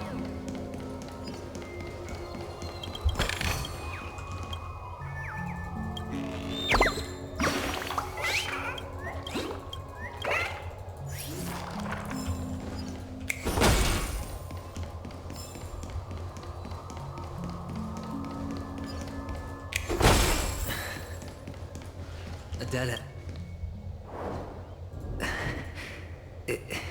Is this... Oh, what's on your mind? It's got nothing to do with you. Do you need a hint? These are manacles on you. That man gave you your first job. You made your first pot of gold. I remember it all too well. You wrapped that iron chain around your fist, for that is the only tool you could find. Then, in that maze, you... Shut up. Oh, you don't wish to face your past. Unwilling to admit that your life is worth only 60 tamas. Well, from what I see, you refuse to confront it, because it only proves your weakness. How could a weak person take such daring risks? That's right. You love the thrill of danger. But you refuse to let go of meaningless sentiments. Even in this beautiful dream, the only thing you dare allow yourself is death. In your hands, those who follow you could have become Joker cards. They're far more useful that way. It's not like this is the only place the family ever cut corners. You could have had tons of action if you weren't so all or nothing. All it takes is a meager sacrifice. I bet Opal would have resolved this without a fuss. Pity you're not him. Well, you wouldn't be in this state if you could just get with the program. And why couldn't you? Out of professional integrity. Those techniques you mentioned are highly efficient, but it's not that I don't know about them. It's more like I couldn't care less. Get it? What fun is it if the fight isn't fair? Fair? You assume your opponents would fight fair in the first place. The odds are obviously not in your favor, so how are you just breezing by? But did that masked fool's words awaken something in you? Well, she gave me an answer that could turn everything upside down. Everything? You mean it could make all the cards on the table just disappear? That's cheating. If these leaves could be brought back, would they bloom into new flowers?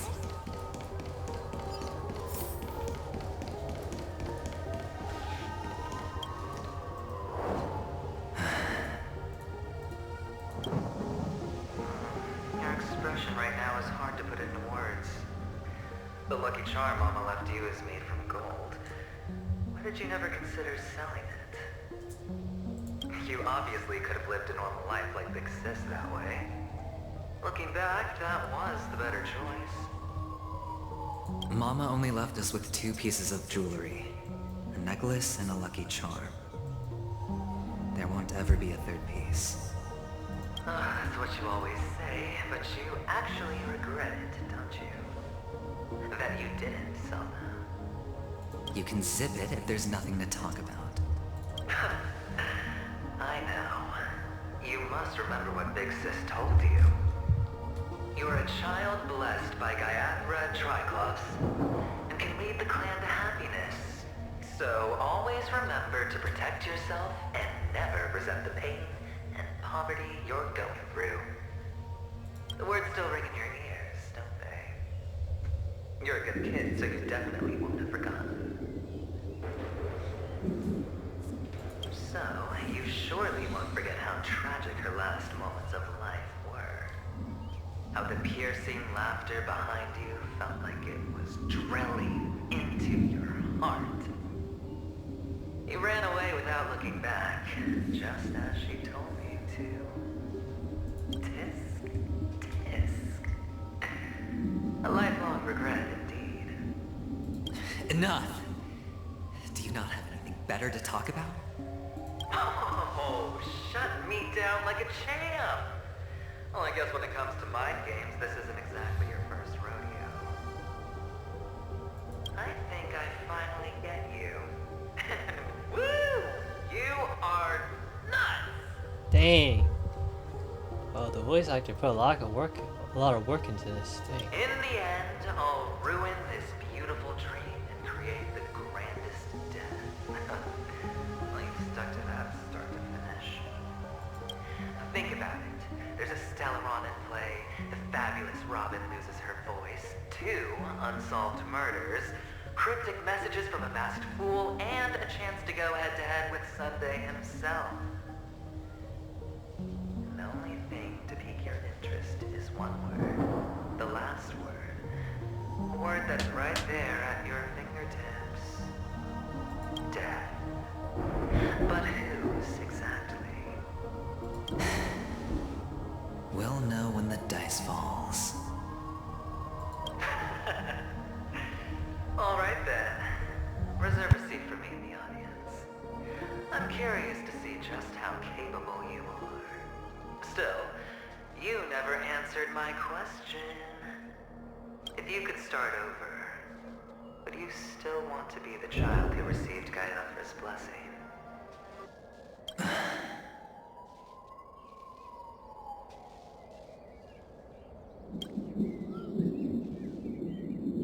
It's so quiet this time. Is he finally gone? Or am I the one about to disappear? Finally, made it out of this. Going home? But I don't want to go back yet.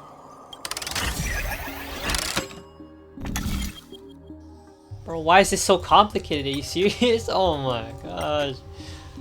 How many energy do I have?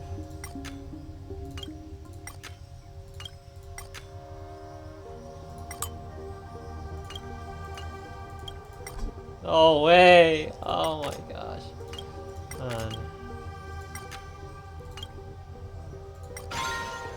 What? It's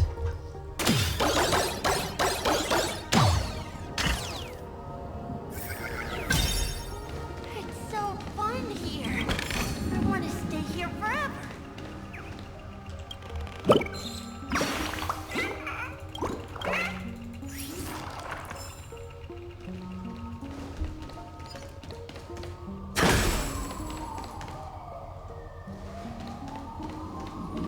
What the heck?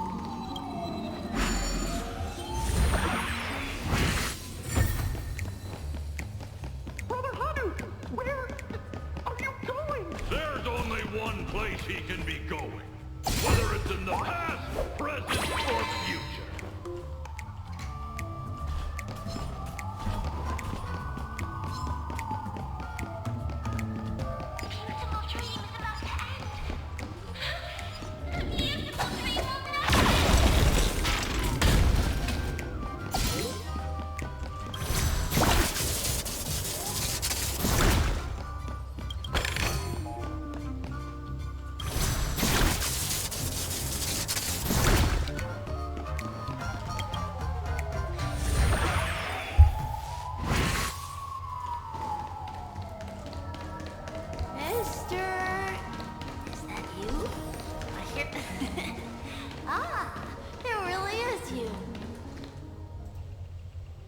I don't know why, mister, but you always give me a special feeling that makes me more curious about you.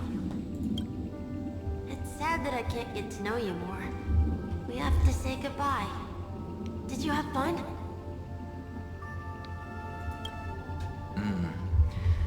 You're going back? Yes, I should go home. The day's getting dark, and it's going to rain. I don't want to worry the others. You're home. Where is it? What a strange question.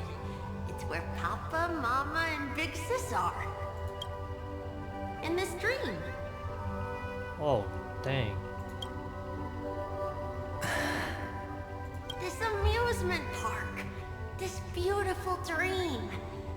They really are peaceful. Everyone loves it. But, mister, why don't you like it? Because they're not here. Where are they then?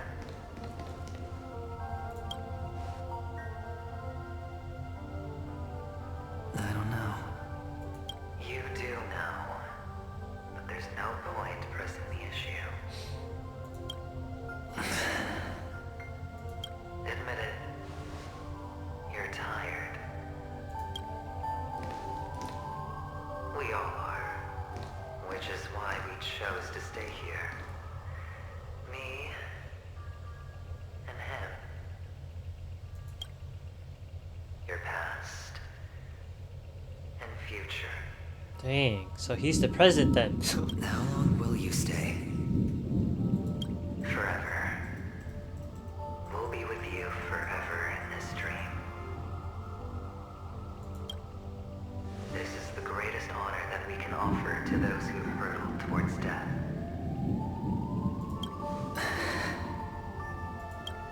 The road less traveled is less traveled for a reason.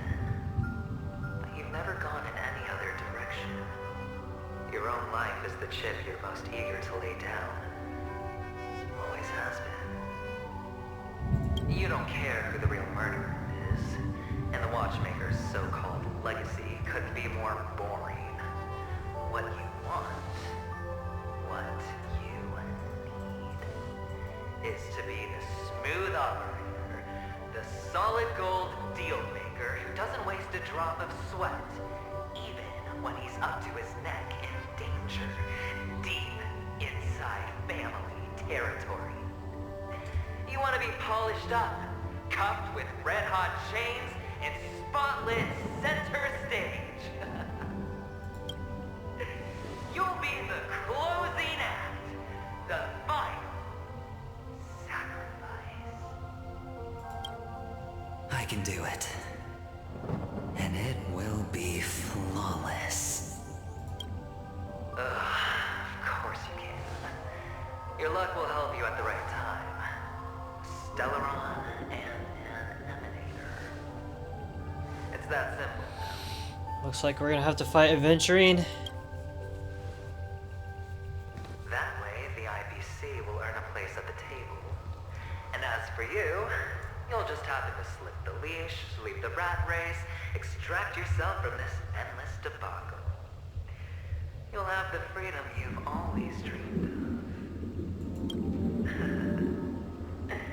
This isn't the first time. You've been an escape artist from day one. This fiasco started with a death, and its curtains will fall on another death. Oh, so that's why Diamond chose you. He's just after Paniconi. No matter the means, no matter the price. It's not personal. It's hard, isn't it? Well, don't get soft on me now.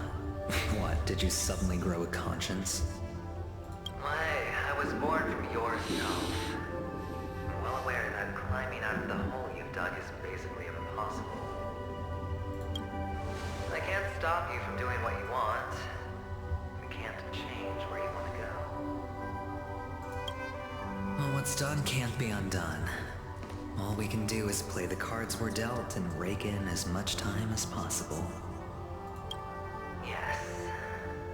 Alas, people won't make all the right choices in their lifetime. Though luck always seems like it's on your side. You will keep winning, having never lost before, but why you? Why must it be you? If all your luck is built on the pain of someone you love, on the loss of dozens more, if these windfalls, these jackpots, aren't a gift from Gaiandra, if all they are is a long string of meaningless deaths, then what did we do to deserve living in a world like that?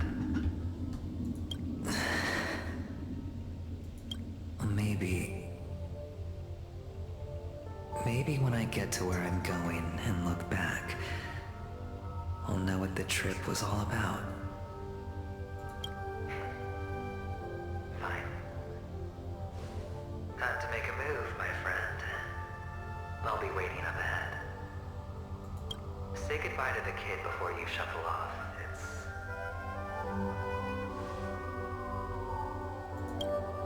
It's best to die without regrets. No way. Are you serious?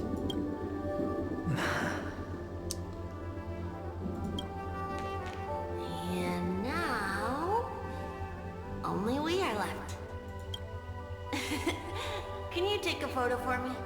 I want a memento. Sure. Come on. You're just gonna kill Aventurine like that? I thought he was gonna have a redemption arc. Dang. Oh, sorry.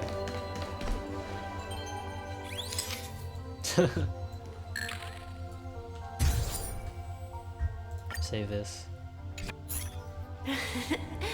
How nice. Now I can see what I look like too.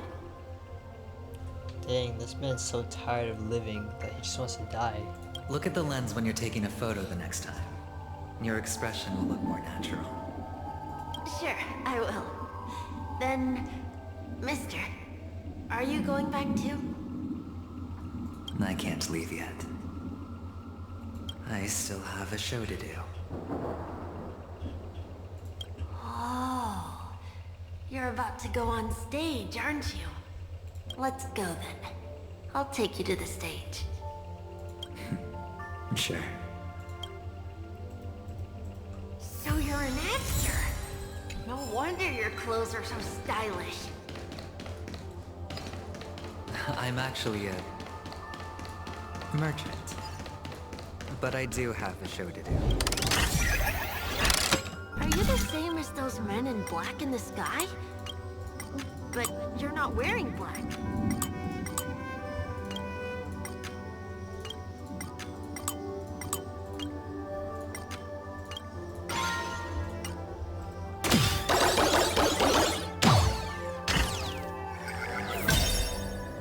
Only ordinary employees have to wear that. My position is much higher than theirs. Awesome. I hope I can become as good looking as you when I grow up. Behind this curtain is the grand stage. It's almost time to go on stage. Are you ready? Thank you. You still seem pretty nervous. Let's put our palms together. If you receive Gaiathra's blessing, you'll feel more relaxed. Putting our palms together is a simple ritual. By putting our palms together and reciting the prayer to Mama Funga, she will bless us. If you're not familiar, I can guide you. It's all right. I know how to do it. Of course I know. This is where we go our own way, Kakavasha. Oh. Why? The catechins have already taken all our money, food, and they killed our parents. What more do they want? Catechins are bloodthirsty, cruel, and insatiably greedy. They want everything only to end up with nothing. This is a trick, an act of revenge. Remember? Today is the day of the Kakava, and also your birthday. You know the Avgin will surely hold a festival today.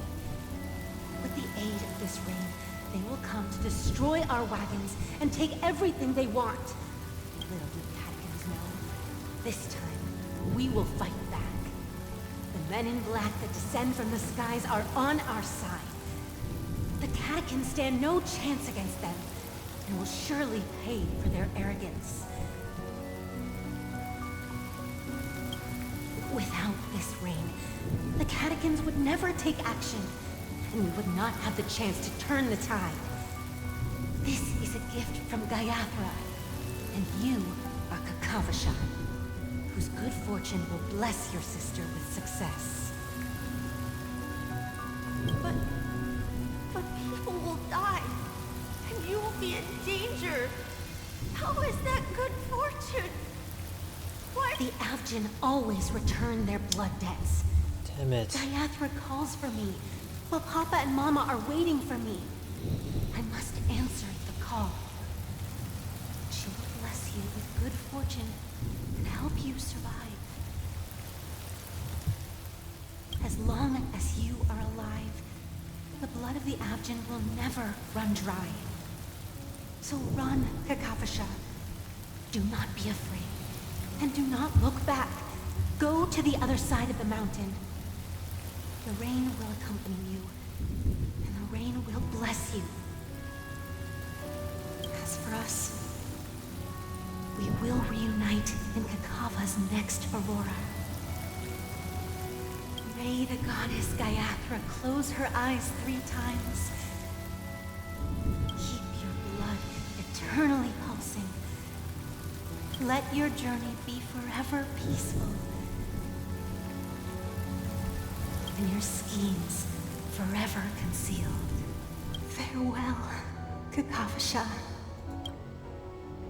Newsflash from the Inter-Astral Peace broadcast. The IPC Marketing Development Department spokesperson confirms that a small-scale rebellion has broken out in the unclaimed region of Sigonia. The situation is now under control. The insurgents are from a local clan known as Kataka, which has a long history of disdain towards the IPC. This has caused a serious negative impact to the work of the IPC's Marketing Development Department.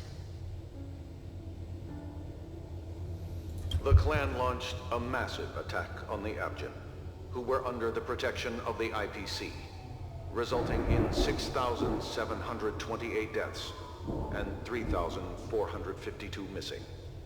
The casualties are currently under the care of the frontline trauma team. The spokesperson expresses his deepest condolences for this devastating humanitarian disaster. At the same time, delivering an important message on this matter to all interplanetary citizens.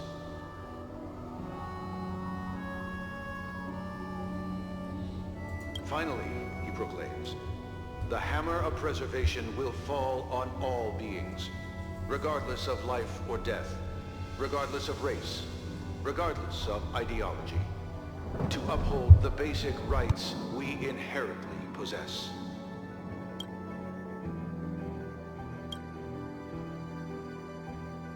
Kakavasha?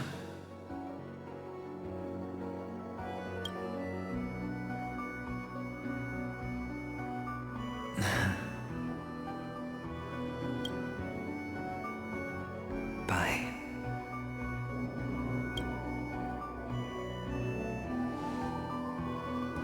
Okay. All the actors are in place. It's time for the show to begin.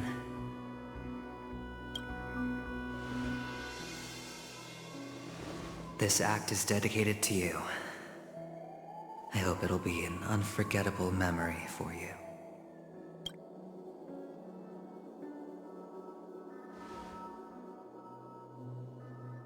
Kakavasha.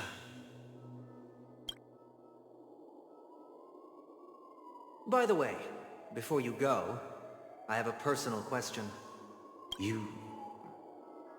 Do you truly want to destroy the world with your own hands? Let's assume, just assuming now, that every time I roll the dice, there's a possibility of achieving this particular outcome. Then I would be quite happy to make that wager.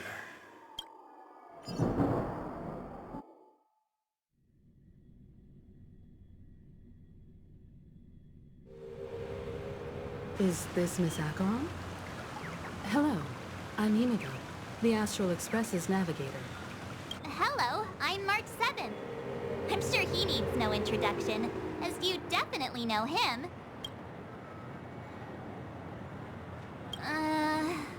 Hello? None of you seem surprised by my arrival. Since Welt has decided to travel with you, it means that he trusts you. And we trust his judgment. I envy your close friendships.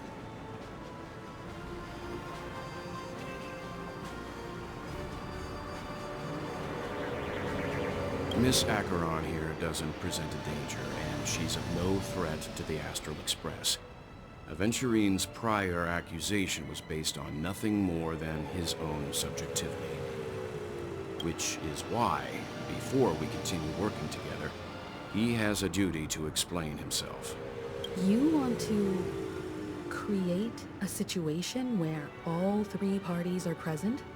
There must be some deeper meaning behind Aventurine's actions. I suspect he's been aware of Penacony's secret from the beginning and has been continuously strategizing to unveil it. In that sense, the Astral Express's role in his plans would be imperative. In the worst-case scenario, he may use us to do something unexpected. Assuming things do escalate to that stage, having an extra ally is a good insurance policy. Penacony has numerous factions, and the state of affairs is significantly more intricate than that of Belobog and the Xianzhou.